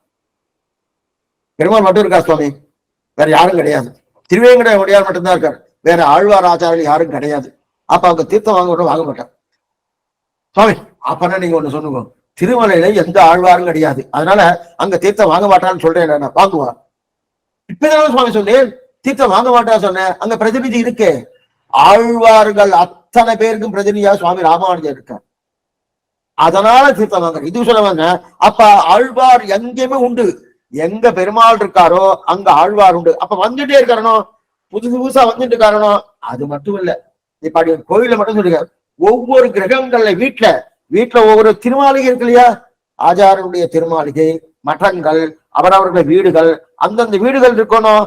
அந்தந்த வீடுகளுக்குள்ளேயே அவெல்லாம் வந்து ராமானுஜர் என்ன, மணவாள மாமனிகர் என்ன, அதே போல நம்மாழ்வார் என்ன, இவா விக்கிரகத்தை வச்சுட்டு, விக்கிரகம்னா படம் கூட ஏதோ ஒண்ணு வச்சுட்டு, சித்திர திருமைன்னு சொல்லுவா, அதை வச்சுட்டு அவ நிச்சயம் திருவாராதம் பண்றா இல்லையா. அதனால என்ன, அப்ப வந்துட்டே இருக்காருன்னு அவன் நின்னாருன்னா கிடையாது. அதனால வரும் ஷடகோபன், வருண் ஷடகோபன் முதல் அர்த்தம் சொன்னார். இது ஒண்ணு அவ்வளவு ரசிக்கல சுவாமி. வருண் ஷடகோபனா எல்லாரும் அறிந்துதான் இருக்கா. இப்ப ஒவ்வொரு வருஷத்துக்கும் பாயிண்ட் இருந்து உற்சவங்கள் ஆரம்பம் அப்படி இருக்கச்சது வருண் ஷடகோபம்னு சொல்லலாம். ஆனா அந்த அது ஒண்ணும் அவ்வளவு ரசிக்கும்படியா இல்லைன்னு இன்னொரு அர்த்தம் சொல்றார், ஆச்சரியமான அர்த்தம். ரெண்டாவது அர்த்தம், ஏன் வருண் ஷடகோபம்னு சொன்னாருன்னா, அவர் பாட்டு இன்றளவும் இருக்கு இல்லையா, வரும் இல்லையா, இருக்கா. இப்பதானே சேவிச்சோம், உயர் நல உடையவன் எவனவன். அப்ப இன்றளவும் வந்துட்டே இருக்கு இல்லையா. ஷடகோபர் பாடின பாட்டு அன்று பாடினது என்றைக்கு, அவருடைய காலம் கலியுகம் பிறந்த 42ஆம் நாளுக்கு அவருடைய காலம் எத்தனை, 32 வருஷங்கள். அன்று பாடினது, பாடினது அந்த ஷடகோபர் பாடின பாட்டு இன்றளவும் வந்துட்டு இருக்கிறோம் அர்த்தம். குடுகூர் ஷடகோபன் சொன்ன இந்த பாட்டை சொன்னாலே உடனே தெற்கு திக்க நோக்கு கைய கூப்பிட போனோம். அதனால வரும் ஷடகோபன் சொன்னார் அர்த்தம். இது ரெண்டு பண்ணும். ஆக எய்தற்கரிய மறைகளை 1000 இந்தமிழால் செய்தற்குலகில் வரும் ஷடகோபன் சொன்னார். ஷடகோபன்னா ஷடர்கள்னா அதான் ஷடர்கள்னா நல்லா பார்த்துக்கோ, ஆச்சரியமா அர்த்தம். தங்களை ரொம்ப மோசமானவா ஷடர்கள், அவளுக்கு ஷடர்கள் பேரு. என்ன மோசம்னா, தங்களை வெளில காட்டிக்க மாட்டா, ஆனா கெடுக்கிறதுக்கு அவளை போல வேற யாரும் இருக்க மாட்டான். கெடுத்துருவோம். இந்த லோகத்துல நிறைய பேர் பார்க்கலாம், நிறைய பேர் கெடுப்பா, ஆனா திரைமறைவில் இருந்துட்டு இவ கெடுத்துருவா. சுவாமி கெடுத்ததுக்கு யார் காரணம் நமக்கு தெரியவே தெரியாது, ஆனா இவ கெடுத்துருவா. அப்படி கெடுக்கிறவாளுக்கு தான் ஷடர்கள்னு பேரு. அவளுக்கு என்ன பேரு, அநேகமா நிறைய பேர் இருக்கா, அவளுக்கு என்ன பேரு, ஷடர்கள்னு பேரு. தான் கெடுத்தேன்னு ஒருத்தர் காட்டி கொடுக்க மாட்டார். இன்னைக்கு அநேகமா அரசியல்ல இதுதான் நடந்துட்டு இருக்கு.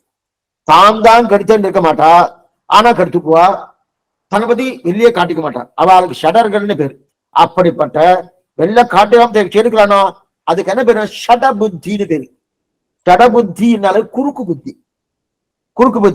குறுக்கு புத்தி என்னன்னா, நான் யாருன்னு சொல்லப்படாது, ஆனா அவன் யாருன்னு தெரிஞ்சுட்டு அவனை கெடுக்கணும். அவன் யாருன்னு தெரிஞ்சுட்டு அவன் நன்னா கெடுக்கணும்னு, அதுதான் குறுக்கு புத்தி, அதுதான் ஷடபுத்தி. அப்படிப்பட்ட ஷடபுத்தி கொடுக்குறா இல்லையா, அந்த ஷடபுத்தி உங்களுக்கு கெடுக்கிறா இல்லையா, அப்படிப்பட்ட ஷடபுத்திகள் யாராருக்கு சுவாமி, அவ யாராரு, சம்சாரிகள், அதே போல பாக்கியர்கள், குதிட்டுகள், இவர்கள் எல்லாமே ஷடபுத்தி உடையவர்கள். 3 வர்க்கம் எடுத்துக்காக. எய்தற்கரிய மறைகளை 1000 இந்தமிழால் செய்தற்குலகில் வரும் ஷடகோபனை அதன் தெரிவிக்கிறார்கள். ஆக உலகில் அசுத்தா தேவஸ்மாஸ்து தேவாத்த கர்மயோகா என்றும் இருதர்மா ஞானம் என்றும் கர்ப்பஜாத்யவஸ்தானே துக்கமத்திய துக்கம் நச்சிஞ்சது கனகம் நிச்சக தராமீந்திரி கோசரகா என்றும் சொல்லுகிறபடியே இந்த லீலா விபூதியிலே வரும் ஷடகோபனை வரும் என்று வர்த்தமான நிர்தேசத்துக்கு அவருடைய திவ்யமங்கல விக்கிரகம் சமஸ்த திவ்ய தேசங்களிலும் சமஸ்த பிரபஞ்ச ஜனங்களுக்கு திருமாளிகையிலும் நவநவமாய் கொண்டு ஆராத்தியமாயும் அவருடைய திவ்ய சக்திகள் இந்த லோகத்திலே இவ்வளவும் இன்னும் உள்ள காலத்திலும் நடையாறு போரிகையும் பொருளாக கலவது இப்படி அவதரித்தருளின ஷடகோபனை. இதுதான் இது வரைக்கும் நம்ம பார்த்துட்டோம். இப்படி அவருடைய திவ்யமங்கல எல்லாத்தையும் இருக்கணும். ஷடகோபனை ஷடராவார் ஸ்வரூப ஞானம் இல்லாத சம்சாரிகள் அவர்களை குறித்து ஒரு நாயகத்திலும் நன்னாதார் உருவத்திலும் பருஷம் பண்ணினவனை வாக்கிய குதிரிட்டுகளான ஷடர்க்கு பிரதிபடரான எண்ணுதல் இப்படிப்பட்ட நம்மாழ்வாரை. அப்ப ஷடகோபனை, ஷடகோபன் என்ன அர்த்தம் பாக்குறோம்? ஷடபுத்தி உடையவர்கள் என்ன? அவன் ஷடபுத்தி, அவதான் ஷடர்கள்னு பேரு. அப்படிப்பட்ட ஷடர்கள் ஷடபுத்தியுடைய யாருன்னா தான் கெடுத்துருவா, ஆனா தன்னை காமிக்க மாட்டான். தான் தான் கெடுக்கிறா இல்லையா? அந்த மாதிரி இருக்கிறவா யார் சுவாமி? 3 பேர் வருகிறார். சம்சாரிகள், பாக்கியர்கள், குதிர்ஷ்டிகள். சம்சாரிகள்னா ஒன்னு அங்கேயும் தேட வேண்டாம், நாம தான் சம்சாரிகள்னா நாம. சுவாமி எல்லாம் சம்சாரிகள்லாம் நல்லா சமாஷனம் ஆயிடுச்சு சுவாமி, பஞ்சசம்ஸ்காரம் ஆயிடுத்து, மேற்கொண்டு பகவானை உபாய உபேன்னு ஆச்சாரண உபாய உபேன் இங்கிற நிலையோடு இருந்துட்டு இருக்கேன். என்ன போய் நீங்க சொல்லிட்டு இருக்கிறேன்னா நம்ம பூர்ணமா இன்னும் அந்த நிலைக்கு வரல. அட ஏன் அந்த வார்த்தை அடையே இல்லை, ஏன் அந்த வார்த்தையை சொல்லிட்டு இருக்கேன்னா அந்த நிலை இருந்துட்டுன்னா இந்த 1.5 மணி நேரம் தான் காலட்சேபம் இருக்கப்படாது. மேற்கொண்டு வந்துட்டே இருக்கணும் இல்லையே. அப்ப சடபுத்தி இருக்குன்னு அர்த்தம். இது சம்சாரி அப்படின்னு வேறு இருந்தவாறு இந்த விஷயம் சொல்றேன், சம்சாரிகள். அதே போல பாக்கிய குதிர்ச்சிகள்னா யார் சுவாமி? பாக்கிய பிரதிஷ்டல்னா அவ ஒரு நாளும் பிரயோஜனம் அடைய போவது கிடையாதுன்னு தெரிவிக்கிறார். பாக்கியர்கள்னா என்னது? குதிர்ச்சிகள்னா என்னது? வேதத்தை ஒப்புக்கொள்ளாதவர்களுக்கு பாக்கியர்கள் வேறு. வேதத்தை ஒப்புக்கொண்டு தப்பான அர்த்தத்தை சொல்பவர்கள் குதிர்ட்டின்னு பேர். இப்ப 3 வர்க்கம் வேணும். ஒண்ணு சம்சாரி, நாம தான். பாக்கியர்கள் நிச்சயமா நாம இல்லை. வேதத்தை ஒத்துண்டு இருக்கோம், அர்த்தம் தெரியுமோ தெரியல அது வேற விஷயம். வேதத்தை ஒத்துண்டு இருக்கோமோ, அதெல்லாம் நம்ம பாக்கியர்கள் கிடையாது. அப்ப வேதத்தை ஒத்துக்காம இருக்காளோ? இருக்காளா சுவாமி? அவதான் சுவாமி நிறைய இருக்கா? கிடையாது கிடையாது கிடையாதுன்னு கருப்பு வெட்டி போட்டுன்னு என்னமோ பேச வேணும். அப்ப அவர்தான் பாக்கியர்னு பேரு. குதிர்ட்டி யார் சுவாமி? ஒத்துண்டா ஒத்துனதுக்கு அப்புறம் இதத்தான் வேதம் சொல்றதுன்னு ஒரு பிடிவாதமா தப்பா சொல்றா பாருங்க, அவதான் குதிர்ட்டி. இந்த 3 பேருக்கும் யாரு? ஷடபுத்தி இருக்கிறன்னு அர்த்தம். அப்ப வேத பாக்கியர்கள், வேத குதிர்ட்டிகள், அதே போல சம்சாரிகள். இப்ப 3 பேரும் உபதேசம் பண்ணோம். ஏன்னா எய்தற்கரிய மறைகளை 1000 இந்தமிழால் செய்தற்கொலைகள் ஷடகோபனை. ஷடகோபன்னா அந்த உபதேசம் பண்ண போனோம். என்னமா உபதேசம் பண்ணுவார்? 3 பேருக்கும் ஒரே மாதிரி உபதேசம் கிடையாது. சம்சாரிகளுக்கு ஒரு மாதிரியான உபதேசம், அதே போல பாக்கியர்களுக்கு ஒரு மாதிரியான உபதேசம், குதிர்ட்டுகளுக்கு ஒரு மாதிரியான உபதேசம். ஏன்னா சம்சாரிகளுக்கு எப்படி சுவாமி இவர்கள் வாசி உண்டு, வித்தியாசம் உண்டு. ஏன்னா பாக்கிய குதிர்ட்டுகளை தண்டத்தால அடிக்குமோன்னு அப்படி அடிக்க மாட்டார். பாக்கியர்கள் குதிர்ட்டிகள். அவெல்லாம் அருளெண்ணம் வல்வாள் தண்டு, ஒரு தண்டு அருளெண்ணம் வல்வாள் தண்டு, அந்த தண்டால் அடிப்பாராம். தண்டனை தண்டு எடுத்து அடிக்கிறது இல்லை, அவளுக்கு சாஸ்திர வாக்கியத்தை கூட நல்லா அடிச்சுவார். ஆனா அந்த சம்சாரிகள் என்ன பண்ணுவார்னா நம்மளா உபதேசத்தால திருத்துவாராம். அவளுக்கெல்லாம் மயிலிறகு தடவு கொடுக்கிற மாதிரி தடவுவாராம். நம்மளாம் அடிக்க மாட்டாங்க. ஆனா பாக்கியருக்கு ஸ்ரீபாஷன் ரொம்ப நல்லா பார்க்கலாம்.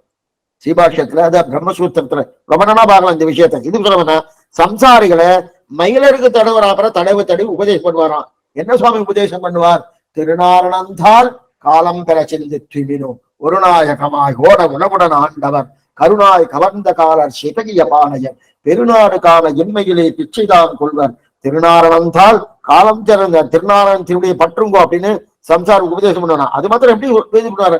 நன்ன நிதானமா நன்ன பொறுக்க மயிலருக்கு தொடுவார். அப்போ உபதேசம் பண்ணுவார். இந்த மாதிரி உபதேசம் பாக்கியர்களுக்கும் குதிரட்டுகளுக்கும் பண்ணமாட்டார். அவெல்லாம் ஒருத்தர் வேதத்தை ஒத்துக்கல, ஒருத்தர் வேதத்தை தப்பா சொல்றாருன்னா ஏன் சுவாமி சம்சாரிகள் சொல்றாருன்னா தெரியாதவள், அவளுக்கு தெரியாது, ஞானம் இல்லாதபடி. இப்ப நம்ம எல்லாம் எவ்வளவு பரிவு பாருங்க பகவானுக்கு, இவருக்கு யாருக்கு? நம்மாழ்வாருக்கு. அந்த பரிவுன்னா நமக்கெல்லாம் தெரியாது. தெரியாதபடியாலே தெரியாம இருக்கே தெரிஞ்சுக்கோன்னு சொன்னால் விரோதம் இது ஆகிரும் சொல்லுவன் கேள்வினோம் என்னாவின் என்கவை அவன் ஒருவருக்கும் கொடுக்கிறேன்னு நல்லா தெரியும்படியா சொல்லுவார். அதே நேரத்துல நம்மகிட்டே சில நேரத்துக்கு கோவம் வந்துடும். சொன்னதை கேட்க மாட்டோமோ கோவம் வந்துடும். கோவம் வந்தாலும் அந்த கோபத்தை நம்ம மேல காப்பாருனா காய மாட்டார். என்ன பண்ணுவார்? நன்னாதார் 4ஆம் 10 9ஆம் திருவாரூர் நன்னாதார் முருவளிப்பர் நல்லுற்றார் கரைந்தேங்க என்னாரா துயர் விளைக்கும் இவை என்ன உலக இயற்கை கண்ணாரா கடற்கடைந்த அடியெறிய வன்பரிசு தன்னாவாத அடியேனை அடிகண்டா சாமாரன்னு சம்சாரிகளை வெய்ய மாட்டார். என்ன பண்ணுவார்னா, என்னை இங்க வைக்காத, என்னை இங்க வைக்காத, இங்க வைக்காத இருள் தர்மாஞானத்தின் இனிப்பிறவி ஆண் வேண்டும், என்னை இங்க வைக்காத, கொண்டு போ கொண்டு போ கொண்டு போன்னு என்ன அப்படின்னு சொல்றார். ஏன்னா ஓரளவுதான் பொறுக்கிறார். அதுக்கு மேல என்ன பண்ணார், உபதேசம் மண்டே இருக்காரு. நாம் உபதேசத்தை கேட்கலன்னு வச்சுக்கேன், உடனே வெய்வாருன்னா வெய்ய மாட்டார். வெய்யாம என்ன பண்ணுவாரு, என்ன பண்றது, இவா இப்படிதான் இருக்கா இப்படிதான் இருக்கா, மாறுவாங்கிற நெறியோட நான் இனிமே இந்த கோட்டை இருக்கப்படாது கிளம்பணும் அப்படின்னு சம்சாரிகளுக்கு மெதுவா மயிலருக்கு தடுக்கும் அப்புறம் உபதேசம் பண்ணுவார். அதே பாக்ஷர்கள் என்ன, குதிருஷ்டிகள் என்ன. பாக்ஷர்கள் என்றால் வேதத்தை ஒப்புக்கொள்ளாதவன், குதிருஷ்டிகள் என்றால் வேதத்தை ஒப்புக்கொண்டு தப்பான அர்த்தம் சொல்லுவார். அவளுக்கு என்னமா உபதேசம் பண்ணுவார்னா, லிங்கத்திட்ட புராண தீரும் சமணரும் சாக்கியரும் வலிந்து வாதிசைவீகளும் மற்றும் தெய்வமும் ஆகி நின்றார் மலிந்து சென்னில் கவரி வீசும் திருக்குறுகூர் அதனுள் பொலிந்து நின்ற பிரான் கண்டீர் ஒன்றும் பொய்யில்லை போன்று, எதுவும் பொய் கிடையாது. லிங்கத்திட்ட புராண தீரம், லிங்கத்தில் இட்ட புராணம் இருக்கு பாருங்க. மற்ற மதங்கள்லாம் என்னமா இருக்கு பாருங்க, லிங்கத்தில் இட்டு இருக்கலாம், இட்டு அப்படின்னா லிங்கத்தில் இட்டு புராணம் வச்சுட்டு இருக்கலாம். லிங்கத்தில் இட்ட புராண திறம் லைங்க புராணம் சொல்லுவா. அந்த லைங்க புராணம் இட்டு இருக்கிறான் அப்படின்னா, புராணத்தை கேட்பது எப்படின்னா, இப்ப புராணம்னா அப்பப்ப சொல்றச்சே புராணம் நம்ம இதை சொல்லுவா. கேட்கும்போது ஒவ்வொரு தடவை கேட்கும்போது புதுசா இருக்குமா, அதே கதைதான். ஆனா அந்த அளவுக்கு புராணத்துக்கு இருக்க வைபவம். அந்த புராணம் எப்படின்னா, கேட்க வரச்சே எப்படி சொல்லுவா, விஷ்ணு புராணம் கேட்க வரச்சே எப்படி சொல்றா, லிங்க புராணம் கேட்க வரச்சே எப்படி சொல்லுவா பாருங்க. அதான் லிங்கத்திட்ட புராணத்திருந்தார். எதுக்கு சொல்லுவா, பாக்கியர்கள்னா வேதத்தை ஒப்புக்கொள்ளாது, வேதத்தை ஒத்துண்டு தப்பான அர்த்தம் சொல்ல குதிர்ச்சிகள் இருக்காளியா, அவளுக்கு எப்படி உபதேசம் பண்றான்னு கேட்கும். விஷ்ணு புராணத்தை ஒருத்தர் கேட்க வரார், மைத்ரேயர் பரம சாத்விகர். அந்த மைத்ரேயர் கேட்கிறாரு, விஷ்ணு புராணத்தை சொல்லுச்சு என்ன கேட்கிறாருன்னா, எதிலிருந்து எது தோன்றியதுன்னு கேட்க, விஷ்ணுவிடம் தான் தோன்றியதுன்னு சாத்விகா பதில் சொல்றாரு மைத்ரேயர். அப்ப சாத்விகம் சொல்றாருன்னா, அப்ப கேள்வியே சாத்விகம், கேள்வி பொதுவா இருக்கணும், பதில் விசேஷமா இருக்கணும், அப்பதான் சரியா இருக்கும். புரியத்துக்காக சொல்றேன். இந்த ஊர்ல யார் வித்வான்னு தெரியாது. இந்த ஊர்ல யார் வித்வான் அப்படின்னு கேட்டா, அது கேள்வி பொதுவான கேள்வி. இன்னார் வித்வான், இந்த கேசவன் வித்வான் அப்படின்னு சொன்ன உடனே அப்ப பதில் விசேஷத்துல வந்துருச்சு. ஒருத்தர் என்ன பண்ண, அவருக்கு அந்த சுவாமி தான் வித்வான்னு சொல்ல வைக்கணும். அப்ப சொல்ல வைக்கணும்னா அப்ப கேள்வி பொதுவா இருப்பான இருக்காது. சுவாமி கேசவன் தானே இந்த ஊர்ல வித்வான் அப்படின்னு கேட்டா, ஆம்னு சொல்லணும்னா என்ன ஆகுமா, பயம். ஆமாம். அப்ப கேள்வி விசேஷமா வந்துருத்து, பதில் சாமானியத்துல போயிடுத்து. கேள்வி சாமானியத்துல இருந்து பதில் விசேஷமா வரணும். விஷ்ணு புராணம் அப்படிதான் இருக்கு. கேள்வி என்ன, எதிலிருந்து எது தோன்றியது அப்படின்னு விஷ்ணு புராணம் ஆரம்பிக்கட்டே மைத்திரேயர் அப்படிதான் ஆரம்பிக்கிறார். அப்ப என்ன பதில் வந்துட்டு, விஷ்ணுவிடமிருந்துதான் எல்லாம் தோன்றியதுன்னு பதில் வந்துருத்து. அதே போல இது சாத்விகமானது. அதே போல லிங்க புராணம் ஆரம்பிக்கிறாரோன்னு 2 ரிஷிகள். அந்த 2 ரிஷிகளுக்கு என்னன்னா தாமசம். புராணங்களே 3 விதமான புராணங்கள் உண்டு. தாமச புராணம், ராஜச புராணம், சாத்விக புராணம்னு பேரு. சாத்விக புராணம் பகவான் சிவன் நாராயண பத்தினது, தாமச புராணம் சிவனை பத்தினது, ராஜச புராணம் பிரம்மாவை பத்தினது. இது சொல்ல வந்தேன்னா, அப்படி இருக்கச்சது தமோகுரன் விட்டவர்கள் கேட்கிறா, என்ன கேட்கிறேன்னா, லிங்கத்தின் வைபவத்தை சொல்லுன்னு கேட்கறான். அப்படின்னா எதற்கு வைபவம் உண்டு, எதற்கு வைபவம் உண்டு அப்படின்னு கேட்டா, லிங்கத்துக்கு வைபவம் உண்டு சொன்னா பரவாயில்ல. லிங்கத்து வைபவத்தை சொல்றியா, லிங்கத்து வைபவம் சொல்றியா, என்ன அர்த்தம்னா, லிங்கத்துக்கு வைபவம் இருந்தா சொல்லுன்னு அர்த்தம் இல்ல, லிங்கத்துக்கு வைபவம் இல்லைன்னாலும் சொல்லுன்னு அர்த்தம். இந்த சுவாமி தானே வித்வான் அப்படின்னு சொன்ன உடனே இல்லைன்னு சொல்ல முடியாது. ஆமா அப்படின்னு சொல்ற போது, அதே போல லிங்கத்துக்கு வைபவம் சொல்றியா, லிங்கத்துக்கு வைபவம் இருக்கா, இருந்தா சொல்றியான்னு சொன்னா அது வேற. லிங்கத்துக்கு வைபவம் சொல்றியான்னு கேள்வி அந்த மாதிரி இருக்கு. அப்ப கேள்வி சாமானியத்துல கேள்வி வரல. அதனாலதான் அப்படிப்பட்ட லிங்க அதான் சொல்ற லிங்கத்திட்ட புராண தீரம் ஆழ்வா தெரிவிக்கிறாள் இல்லையா. அப்புறம் இது லிங்கத்துக்கு எந்த வைபவம் கொடுத்தாரு இல்லையா. ஆக சொன்னது எல்லாம் இது யாரு, வேதங்களுக்கு பாக்கியர்கள் குதிர்ச்சிகளை இவெல்லாம் வந்து படிக்கிற. அதான் யாரார வரலாம், வேத பாக்கியர்கள், பாசுபதர்கள், அதே போல யாரு பாக்கியர்கள்? சமணரும் சாக்கியரும். ஜைன மதம் என்ன, அதே போல பௌத்த மதம் என்ன, இவெல்லாம் வேத பாக்கியர்கள். வேத பாக்கியர்கள் 11 மதங்கள் வேத மேல வரப்போறது. நாட்டிய நீச சமயங்கள் மாடன் அங்க வச்சு சொல்றேன். அப்ப பாக்கியர்கள் ஆக மட்டும் 17 மதங்கள். 17 மதங்கள்ல 11 மதங்கள் பாக்கிய மதங்கள், 6 மதங்கள் குதிர்ச்சி மதங்கள். அந்த குதிர்ச்சி மதங்கள் தான் ராமானுஜருடைய வாழ்த்து நாம சேவிக்கிறோமோ, சங்கர பாஸ்கர யாதவ பாட்ட பிரபாகர தங்கள் மதம், அதெல்லாம் குதிர்ச்சி மதங்கள் இருக்கச்சே. அப்ப பாக்கிய மதங்கள், அந்த பாக்கிய மதங்கள், அந்த பாக்கிய மதங்கள் இவர் இழுக்கிறார். லிங்கத்திட்ட புராண லிங்கத்தை இழுத்து அதுக்கு அண்ணா வாதம் பண்ணி இங்கு பெருமை சொல்றா இல்லையா? அதனால அது பெரிய பிரதிமை இல்லை. வலிந்து வாதி செய்வீர்களும் அப்படின்னு தெரிவிக்கிறா இல்லையா? அந்த மாதிரி வாதி செய்யக்கூடிய நிலை கிடையாதுன்னு தெரியாது. அவெல்லாம் யாரு? மலிந்து சென்னல் தவறு வீசும் திருக்குறுகூர் அதனுள் புலிந்து நின்ற பிரான் கண்டீர். ஏன்னா அவெல்லாம் இந்த பொலிந்து நின்ற பிரானுடைய வைபவத்தை கேட்டானா நிற்குமான நிற்கிற, அதுதான் பொலிவுன்னு. அப்ப அவனுக்கு அந்தர்யாவை இருந்து அவனை கொண்டு இத்தனை பேச வைக்கிறானோ. அவர் இல்ல அவர் இல்ல. இப்ப பேச யாரோட தப்பு தப்பா பேசுறா, கடவுள் இல்லைன்றா. அந்த பேச வைக்கிறதும் இதே பகவான் தான் அந்தர்யமா இருந்துட்டு. அவன்கிட்ட போய் கேட்கணும், சுவாமி இந்த மாதிரி பேசுற யார் சொல்லி பேசுறேன்னா, நான் தான் சொல்றேன்னா. அவனுக்குள்ள அந்தர்யாம அதே பகவான் தான் இருக்காரு. இல்லேன்னு சொல்றது அவர் தான். அது என்னமா சொல்லுவான்? கர்மாதீனம் எதுக்கு சொல்ல வந்தா அதை தெரிவிக்கிறானா? அவனையும் பேச வச்சு அவங்க பகவான் இதெல்லாம் தெரிஞ்ச நம்மாழ்வார். ஆக இதெல்லாம் என்ன தெரியுது? லிங்கத்திட்ட புராணத்தீரும் சமயரம் வாக்கியம் வலிந்து வாதி செய்வர்களும் அப்படின்னு தெரியுது. எய்தற்கரிய மறைகளை 1000 இந்தமிழா செய்த குலைகளும் சடகோபனை ஆயிடுச்சு.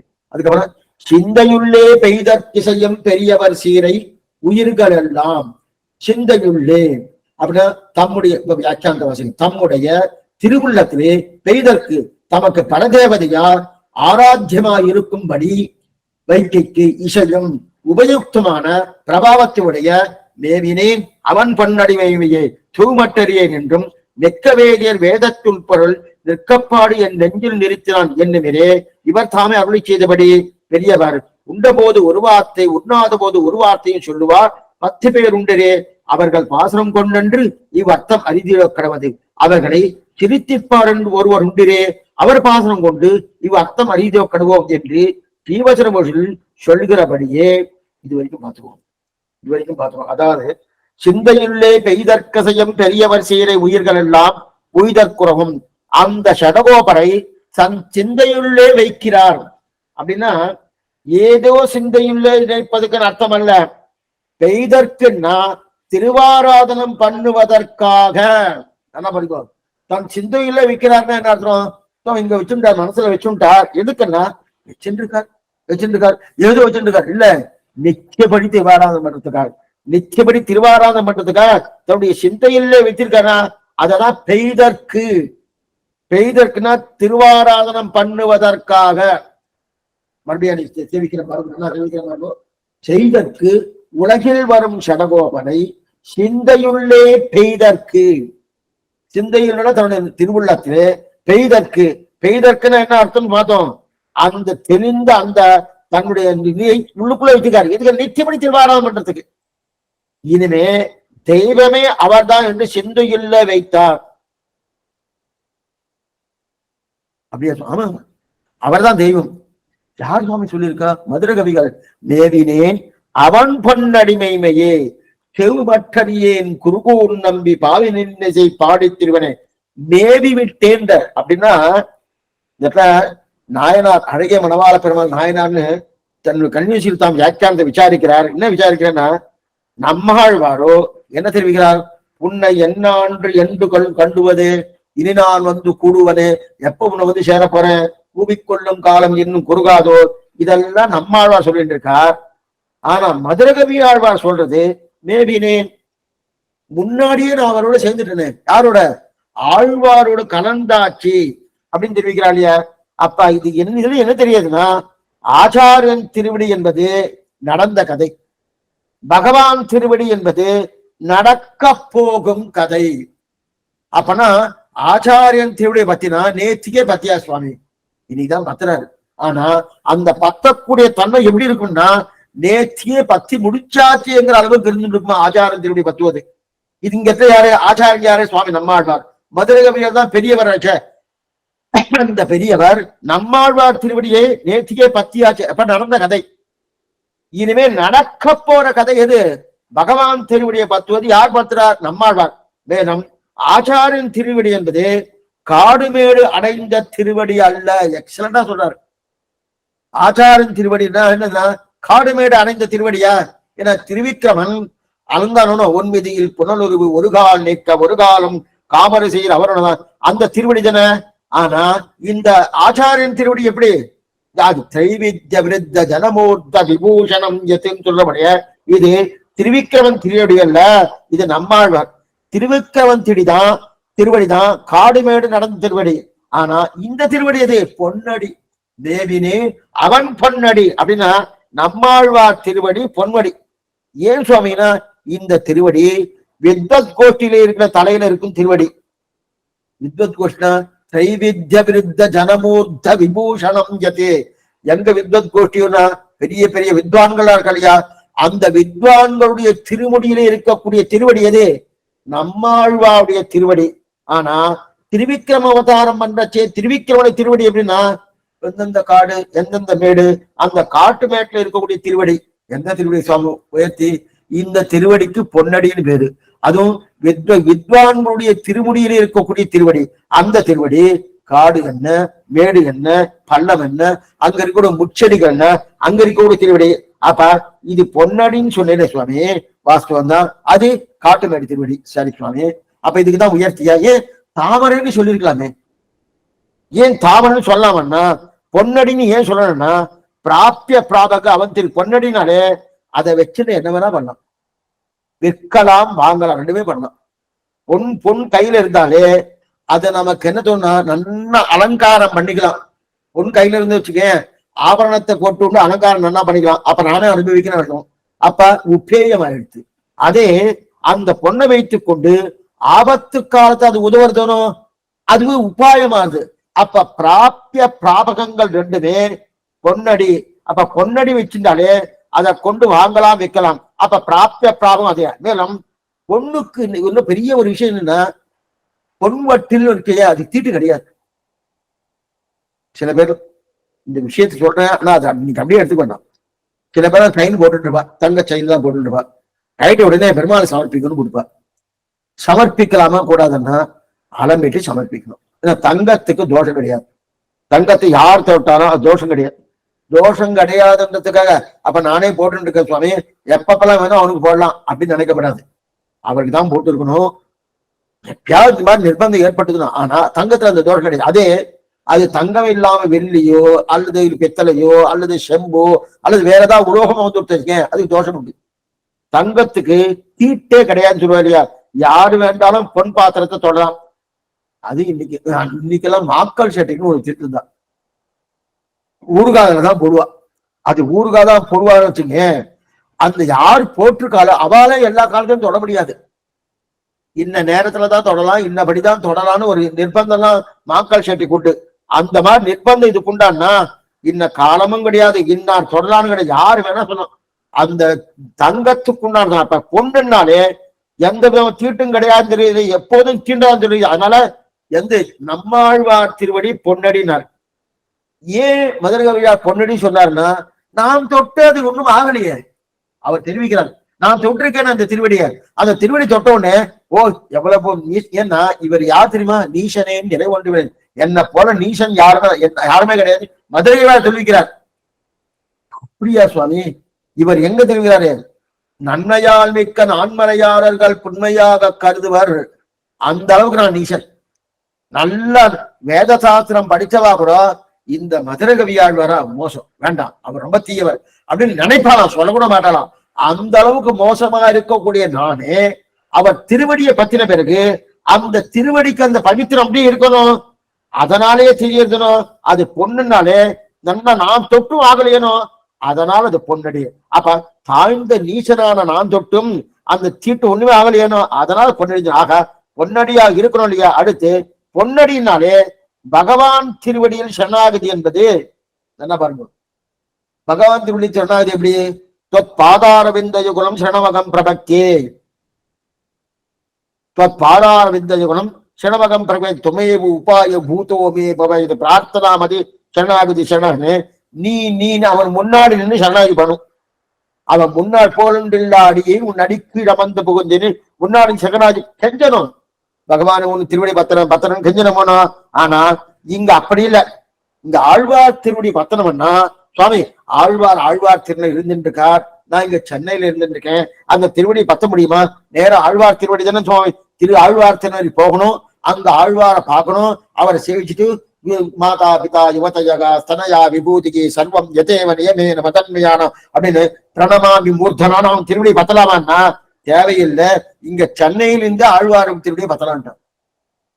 என்னவா சுவாமி ஆழ்வாருக்கு அந்த வைபவம் இங்கிருந்து சொன்னாலே போடும். அதான் மேவினேன் அவன் திருவடி மெய்மையே, அவன் பொன்னடி மெய்மையே. அப்ப இருந்த இடத்துல இருந்து ஆழ்வார் திருவடியை தொழலாம்.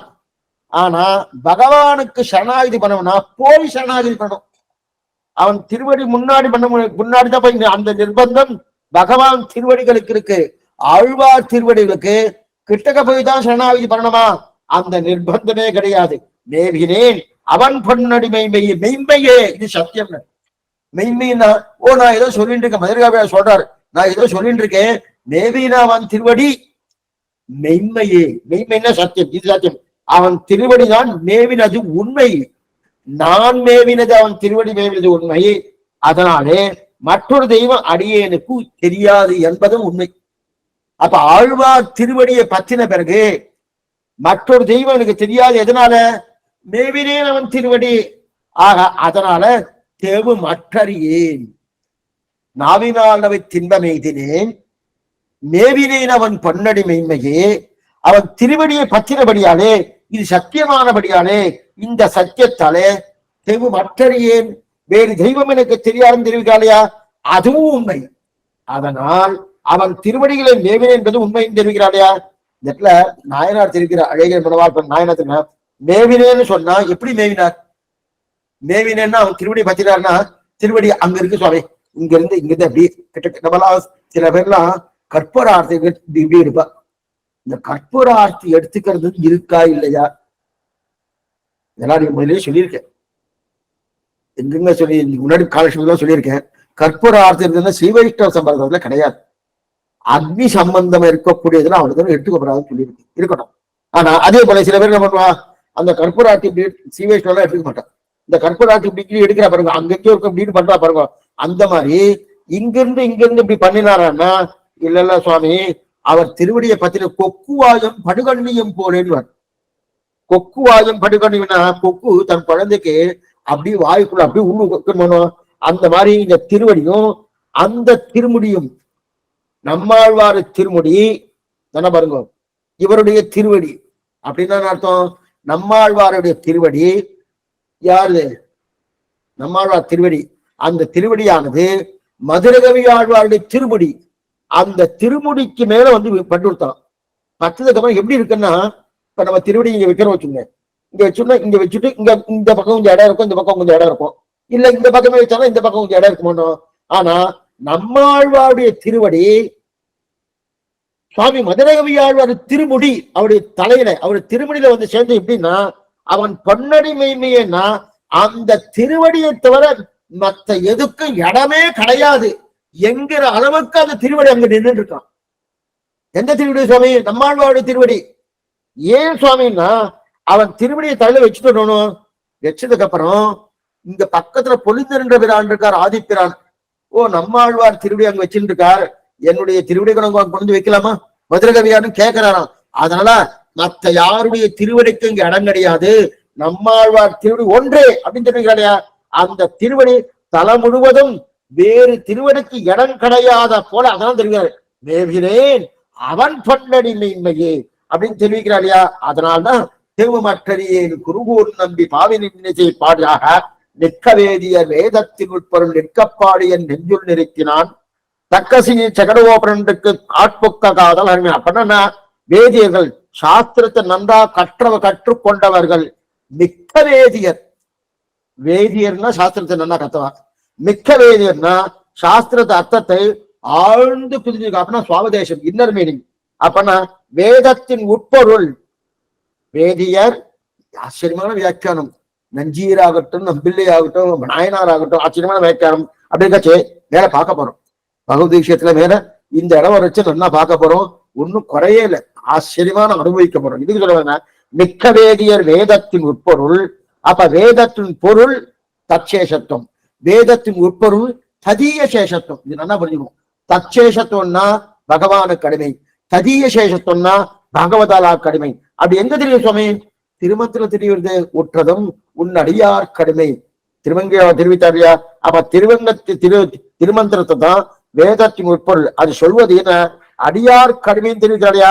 அந்த அர்த்தத்தை என் நெஞ்சுள் நிற்கப்பாடி நிறுத்தினான். மிக்க வேதியர் வேதத்தின் உட்பொருள் நிற்கப்பாடி என் நெஞ்சுள் நிறுத்தினான் இருக்கு இல்லையா? இந்த அர்த்தத்தை கொஞ்சம் சப்தத்தை மாத்திக்கணும். மிக்க வேதியர் வேதத்தின் உட்பொருள், அந்த அர்த்தத்தை என் நெஞ்சுள் நிற்க பாடி நிறுத்தினான். அப்படின்னா என் நெஞ்சுக்குள் அவன் பாடினது நிற்கணும் இல்லையா? அது எல்லாத நெஞ்சத்தில் நிறுத்தினான். ஏன்னா எதுவுமே இல்லை என் நெஞ்சுல. அப்படிப்பட்ட எதுவுமே இல்லாத என் நெஞ்சுக்குள்ளே யார ஆழ்வார் நிறுத்தினான் இல்லையா? ஏன்னா எப்படி சொல்ல நிறுத்தின? பாடும் போதே நிறுத்திட்டாங்க. சில பேர்லாம் ஓடி சேவிக்கும் போதே மனப்பாடம் ஆயிடும். அதே போல ஏன்னா நம்ம ஆழ்வார் பாட பாட பாட நான் பட்டோலை கொண்டார். மதுரை கவியால் தான் எழுதிருக்கார்.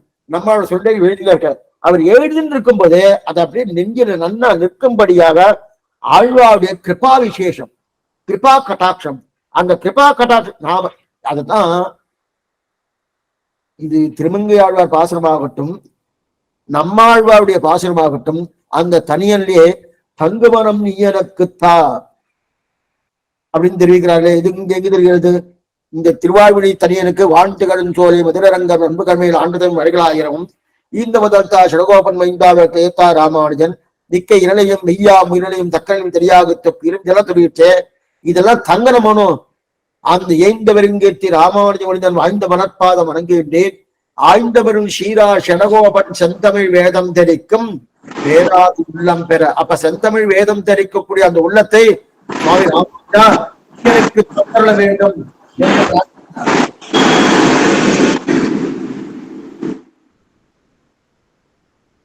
நீ தந்தல் வேணும்னு பிரார்த்திக்கிறார். அதே போல தங்குமரம் நீ எனக்கு தான்னு பெரிய தூரில் பிரார்த்திக்கிறானோ, அதே போல இங்க மதுரகவி ஆழ்வார்க்கு நம்மாழ்வார் நிற்கப்பாடி என் நெஞ்சுள் நிறுத்தினான். எப்படிப்பட்ட நெஞ்சு? தாழ்ந்த என் நெஞ்சுக்குள் நிறுத்துகிறானோ. எப்படி நிறுத்தினான்? என்றைக்கும் ஞாபகம் கொள்ளும் அளவுக்கு நெஞ்சுக்குள் நிறுத்தினானோ. என்னைக்கும் ஞாபகம் இருக்கணும். அந்த என்னைக்கும் ஞாபகம் கொள்ளும் அளவிற்கு நிற்க வேதியர் வேதத்தின் நிற்கப்பாடி என் நெஞ்சுள் நிறுத்தினான் அப்படின்னு தெரிவிக்கிறார். என் நெஞ்சுக்குள்ள பூர்ணமா நிறுத்தினானோ அப்படின்னு நிறுத்தினானோ. அப்ப மதுரகவி ஆழ்வார் நிறுத்தினா சுவாமி. சரி சுவாமி. ஆக உலகில் வரும் ஷடகோபனை சிந்தையுள்ளே பெய்தற்கு செய்யும் பெரியவர். இதெல்லாம் நன்னதான் புரியுது சுவாமி. பெய்தற்கு செய்யும் பெரியவர்னு இவரை சொல்றதுக்கு என்ன காரணம்? மதுரகவி ஆழ்வாரை ஏன் பெரியவர்னு சொல்லணும்? அவர் பாடினது 11 பாசுரங்கள் தான். இப்ப பெரியவர்னு நம்மாழ்வார சொல்லியிருக்கலாம். 4 வேதங்களுக்கு சமமாக 4 திவ்ய பிரபந்தத்தை பாடினார். அது மட்டும் இல்ல, ஆத்ய சுன கலபதி, நம்முடைய குலத்துக்கு தலைவர் யாரு? சுவாமி நம்மாழ்வார். அதனால பெரியவர்னு அவரை பாடியிருக்கலாம். அவரை பெரியவர்னு சொல்லல. சரி, திருமங்கை ஆழ்வாராக சொல்லியிருக்கலாம். போனும் திருவங்கையாளர் நிறைய திவ்யதேசம், இன்றைக்கு இத்தனை திவ்யதேசங்கள் இருக்குன்னா அது திருவங்கையாளோட கைங்கரியம். அதனால திருமங்கை ஆழ்வாராக சொல்லியிருக்கலாமோனோ, அவரையும் சொல்லல. அவரையும் பெரியவர்னு சொல்லல. அதற்கு மேற்கொண்டு இன்னொன்னு இருக்கு. இன்னொன்னு யார் சுவாமி? இன்னொருத்தர் யாரு? இவருக்கு திருப்பான ஆழ்வார் இருக்கார், திருமங்கை ஆழ்வார் இருக்கார். இவாளையா சொல்லிருக்கலாமோ? அவெல்லாம் யாருமே சொல்லல. இவரையே சொல்லணும். இது ஸ்ரீவத்சனமூர்த்தி எடுத்திருக்கார் திரிலோகாச்சாரியார். ஒரு ஆச்சரியமான ஒரு சூத்திரம். உண்ட போது ஒரு வார்த்தை, உண்ணாத போது ஒரு வார்த்தை, பேசி இருப்பார் 10 பேர் உண்டிரே அப்படின்னு ஒரு சூத்திரம். அப்ப பெரியவர்னு சொல்ல காரணம்னா, எந்த பெரியவரை விட இவர் பெரியவர். ஏனென்றால் இந்த பணம் இவர் பெரியார், இவரை பெரியவர்னு சொன்னோம்னா அந்த பெரியவரை விட இவர் பெரியவர். புரியல சுவாமி? அந்த பெரியவரை விட இந்த பெரியவர் அப்படின்னா எந்த பெரியவரை? பெரியவர்னு பெரியவன் பெரியோன்னு பேர். அந்த பெரியோரை விட இவர் பெரியவர், அதனால இவர் பெரியவர். புரியவே இல்லை சுவாமி. யாருக்கோ ஒருத்தர் பெரியவர்னு பேரு, அவரை விட இவர் பெரியவர், அதனால இவர் பெரியவர். புரியும்படியே சொல்றேன். இப்படி விடுகதை சொல்லிட்டே இருந்தா பிரயோஜனம் இல்லை. ஏன்னா சாமான்யமா நமக்கு வைராக்கியம் வரணும்னு வச்சுக்கோங்க. வைராக்கியம்னா எதுலையுமே விருப்பமே இருக்கப்படாது. எதுலையும் விருப்பம் இல்லாம கிட்டுக்கிட்டுக்குன்னு நம்ம அப்படி நம்ம காரியம் பண்ணுவோம், நம்ம இருக்கணும் பண்ணுவோம். 10 ரூபாய் கீழே வந்துருக்கு, வைராக்கியம் இருக்கலாம், அதெல்லாம் பார்த்துக்க மாட்டேன், போயிட்டே இருக்கலாம். ஒருத்தர் என்ன பண்ணார், 10 கோடி வச்சிருந்தார், கீழே வந்துருக்கு. முதல்ல 10 கோடி கீழே விழுமான்னு கேட்காதீங்க, வச்சுப்போம் அப்படியே வச்சுன்னு வச்சுக்கேன். அப்ப அவர் என்ன சும்மா பண்ணுவார், வைராக்கியம் 10 கோடி தின போட்டமே விட்டு போய்வார. ஐஸ்வர்யத்தையோ கைக்கல்யத்தையோ விடன்றது அவ்வளவு வைராக்கியம் வருது ரொம்ப கஷ்டம். ஒரு வீடோ வாசலோ சொத்தோ சுகமோ அதெல்லாம் விடுவதற்கு வைராக்கியம் வருமானா வரவே வராது. ஏன்னா இந்த இடத்துல பாருங்க, ரொம்ப இதுக்கு சொல்ல வந்தேன்னா வைராக்கியம் அந்த வைராக்கியம் வந்தவர் தான் யாரு, மதுரகவி ஆழ்வார். சாமான்யமான வைராக்கியம் இல்லை. ஏன் சொல்றேன்னா, ஒரு 10 ரூபாய் கீழே போட்டா போய் தொலையட்டணும் வைராக்கியம் வந்துடும். 10 கோடி போயிட்டோம்னா போய் தொலையட்டணும் வைராக்கியம் வருமானா வராது. அந்த வைராக்கியம் வந்தவர் யாருன்னா மதுரகவி ஆழ்வார். அப்ப 10 கோடியை தொலைச்சா போல யார் அவருக்கு வைராக்கியம்? 10 கோடியை தொலைச்சா போல அவருக்கு வைராக்கியம் ஆமான்னா. அப்படி என்ன வைராக்கியம் சுவாமின்னா, நாம கண்ணன் திருவடியை பத்திரம், கண்ணன் திருவடியை பத்திரமோனோ வாஸ்தவம் தான். அந்த கண்ணன் திருவடியை பக்தியோடு இருக்குமோனோ, அந்த கிருஷ்ண பக்தியில வைராக்கியம் வரணும். அப்படின்னா என்ன அர்த்தம் தெரியுமா? கிருஷ்ண பக்தி வேண்டாம் அல்லணும்.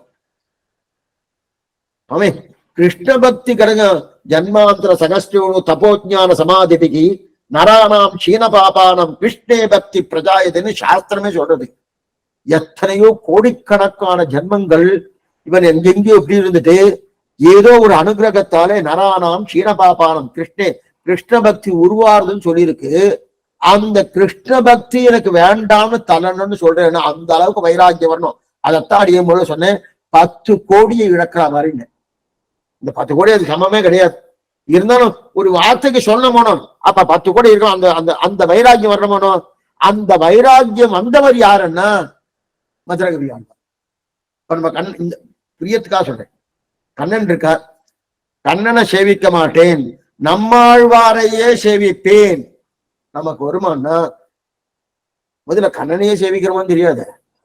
கண்ணனை தாண்டி நம்மாழ்வாருக்கு அவருடைய திருவடிக்கு வரணுமே. அந்த வைராக்கியம் வராதனோ, அதனாலதான் இவருக்கு பெரியவர்னு பேரு. அந்த வைராக்கியம் இருக்கிற யாருன்னா அவர் தான் பெரியவர். அப்படிப்பட்ட வைராக்கிய சிகாமணி, அதனாலே பெரியவர் பெரியவர் அப்படின்னு. அப்படின்னா பெரிய வைராக்கியம், சாமானிய வைராக்கியம் இல்ல. 10 ரூபாய் போயிருக்கிறது சாமானிய வைராக்கியம், 10 கோடி போயிருக்கிறது பெரிய வைராக்கியம்னா இது முதல் காரணம் பெரியவர்னு சொல்றதுக்கு முதல் காரணம். அப்ப வைராக்கியம் பூர்ணமா இருக்கிறவர் என்ன? பெரியவர் சீரை உயிர்கள் எல்லாம் பெய்தற்கிசையும் பெரியவர் சீரில் இருக்கு இல்லையா? பெரியவர் முதல் சப்தம், வைராக்கியம் வந்தவன் அர்த்தம். 2வது அர்த்தம் சொல்றார் ஆச்சரியமான, நம்மாழ்வார் விட்டது எதன் பார்க்கணும், இவர் விட்டது எதன் பார்க்கணும். இவரும் நம்மாழ்வாருக்கும் ஒரு வைராக்கியம் உண்டு, அதே மதுரகவி ஆழ்வாருக்கும் வைராக்கியம் உண்டு. நம்மாழ்வாருடைய வைராகத்தை காட்டிலும் மதுரகவி ஆழ்வாருடைய வைராக்கியம் மிகப்பெரியது, மிகவும் போற்றத்தக்கது. அதனால இவர் பெரியவர். நம்மாழ்வார் என்ன சொல்ல வைராக்கியம்? இளந்தெய்வத்தை விட்டார், இளந்தெய்வத்தை விட. ஆனா மதுரகவியாளர் எதை விட்டார்? பெருந்தெய்வத்தை விட்டார். இந்த சப்தம் ரொம்ப முக்கியம். இளந்தெய்வத்தை விட்டது நம்மாழ்வார், பெருந்தெய்வத்தை விட்டது மதுரகவி ஆழ்வார். இளந்தெய்வம்னா என்ன சுவாமி? பிரம்மா, இந்திரன், குபேரன், அக்னி, வாயு, சிவன் முதலானவர்கள் இளந்தெய்வம்னு பேரு. அவெல்லாம் விட்டுட்டு சிவன் நாராயணே ஒன்னும் தேவம் உலகம் உயிரும் மற்றும் யாதுமில்லா அன்று அப்படின்னு வந்தாருனோ. யார் வந்தது? சுவாமி நம்மாழ்வார் வந்தார். அப்ப இளந்தெய்வத்தில வைராக்கியம் ஏற்பட்டு பெருந்தெய்வத்துக்கு வந்தார் சுவாமி நம்மாழ்வார். ஆனா மதுரகவி ஆழ்வார் விட்டது என்ன? அந்த பெருந்தெய்வத்தையும் விட்டார். கண்ணன் என்னும் பெருந்தெய்வன், இதே நம்மாழ்வார் தெரிவிக்கிறார். கண்ணன் என்னும் பெருந்தெய்வம் அப்படின்னா அந்த பெருந்தெய்வத்திலே சரி சுவாமி பெருந்தெய்வத்தை விட முடியுமா? கண்ணனை விட முடியும்னா பெரியவர் ஆனபடியால விட்டார் எழுதுங்க. அதனால்தான் இவருக்கு பெரியவர்னு பேரு. பெருந்தெய்வத்தை எடுத்துக்கொண்டான வைராக்கியம் இருக்கான அத்தனை வைராக்கியம் படித்தவர். அதனால பெருந்தெய்வத்தை விட்டபடியாலே அது ஏன்னா இவரால் தான் விட முடியும். வேற இப்ப ஆழ்வார்கள் கிட்டத்தட்ட 10 பேர் இருக்கா. அந்த 10 பேர் எத்தனை பேர் சுவாமி ஆச்சார அபிமானம் பூர்ணமா இருக்கிறது? பெருந்தெய்வத்தை விட்டவர் யாரா இருக்காரு? இவரை தவிர யாருமே இல்லையே. இவர் ஆண்டாள் இருக்கு, அது வேற விஷயம். ஆனாலும் அதான் உண்ட போது ஒரு வார்த்தை, உண்ணாத போது ஒரு வார்த்தை பேசியிருப்பார் 10 பேர் உண்டிரே அப்படின்னு தெரிவிக்கிறார் இல்லையா? எதுக்கு சொல்ல வந்தேன்னா, அதனால பெருந்தெய்வத்தை விட்டபடியாலே இவர் பெரியவர். பெரியவர் ஆனபடியாலே பெருந்தெய்வத்தை விட்டு ரெண்டு சொல்லலாம். நன்மையால் மிக்க நான்மறையாளர்கள் என்ன, நான்மறையாளர்கள் ஆனபடியால நன்மையால் மிக்கவர் ஒரு வாய்க்கானம். ஏன்னா நன்மை வேதசாஸ்திரம் கத்திருக்கா, அதனால இவருக்கு நன்மையெல்லாம் தெரியாது. நன்மையில மிகவும் பெரியவர்கள் இல்ல சுவாமி, நன்மையில் பெரியவர்கள் ஆனபடியாலே நான்மறையாளர்கள் சொன்னாரோ, அதே போல பெரியவர் ஆனபடியாலே பெருந்தெய்வத்தை விட்டார், பெருந்தெய்வத்தை விட்டபடியாலே பெரியவர்னு வச்சுக்கிறேன். இது அந்த மாதிரி உண்டா சுவாமி அப்படின்னா உண்டு. பெரியவர் பகவான் வந்துட்டு, இன்னொன்று அந்த பெரியோன் என்று சொல்லக்கூடிய நம்மாழ்வாரையே தன்னுடைய திருவுள்ளத்துல வைத்துக் கொண்டிருக்கிறார். என்ன பண்ணிக்கோ, பெரியோன் அப்படின்னு யாருக்கு தெரியுமா பேரு? அடைய ஆரம்பத்துல சொன்னேன் பெரியவர்னு இவருக்கு மட்டும்தான் பேருன்னு சொன்னேன். ஆனா பெரியோன்னு பேர் கொடுத்திருக்கா, தாயார் பேர் கொடுத்திருக்கா, பெரிய விராட்டியார் பேர் கொடுத்திருக்கா நம்மாழ்வாருக்கு. அந்த பெரியோனை தன்னுடைய திருவுள்ளத்திலே ஈத்திராரணும். இதெல்லாம் பாருங்க, இதான் தெரிவிக்கிறார் பாருங்க. அப்ப செய்தற்கு செய்யும் பெரியோரை அதாவது சிந்தையுள்ளே 1000 இந்தமிழால் செய்த உலகில் வரும் ஷடகோபனை சிந்தையுள்ளே பெய்தற்கு செய்யும் பெரியவர். அவரை கொண்டு வந்து தன்னுடைய திருவுள்ளத்தில் இருத்தினாரோனோ. சரி சுவாமி, இதெல்லாம் புரியுது சுவாமி, நம்மாழ்வார்க்கு பெரியோர்னு பேரா? ஆமா, எங்க கொடுத்தா, என்னவா கொடுத்தா, எப்படி கொடுத்தா? பெரிய விராட்டியார் கொடுத்த ஆச்சரியமான பேர். அதுவும் பங்குனி உத்திர நன்னாள் என்று கொடுத்த ஆச்சரியமான பேர். என்ன பேர், ஏது? அதுக்கு மேலே ஒரு பெரியவர் சப்தன பெரியோர்த்தம் கடல் பிடித்து இந்த ராமாவளியோட வைபவம் அதெல்லாம் என்னன்னு பார்ப்போம். ஆழ்வாரும் திருமகனாட்சிய திருவிடேசனம், ஆச்சாரியன் திருவிடேசனம், பகவதால் திருவடிகளே சரணம். சாயங்காலம் திருவாய்மொழி காலட்சம் பகவத் விஷயம் என்று சொல்லக்கூடிய திருவாய்மொழி காலட்சம் கொண்டு அவசியம் வரும்படி பிரார்த்திக்கிறேன். மேற்கொண்டு சந்தேகம் இருந்தால் அவசியம் கேட்கப்படி பிரார்த்திக்கிறேன்.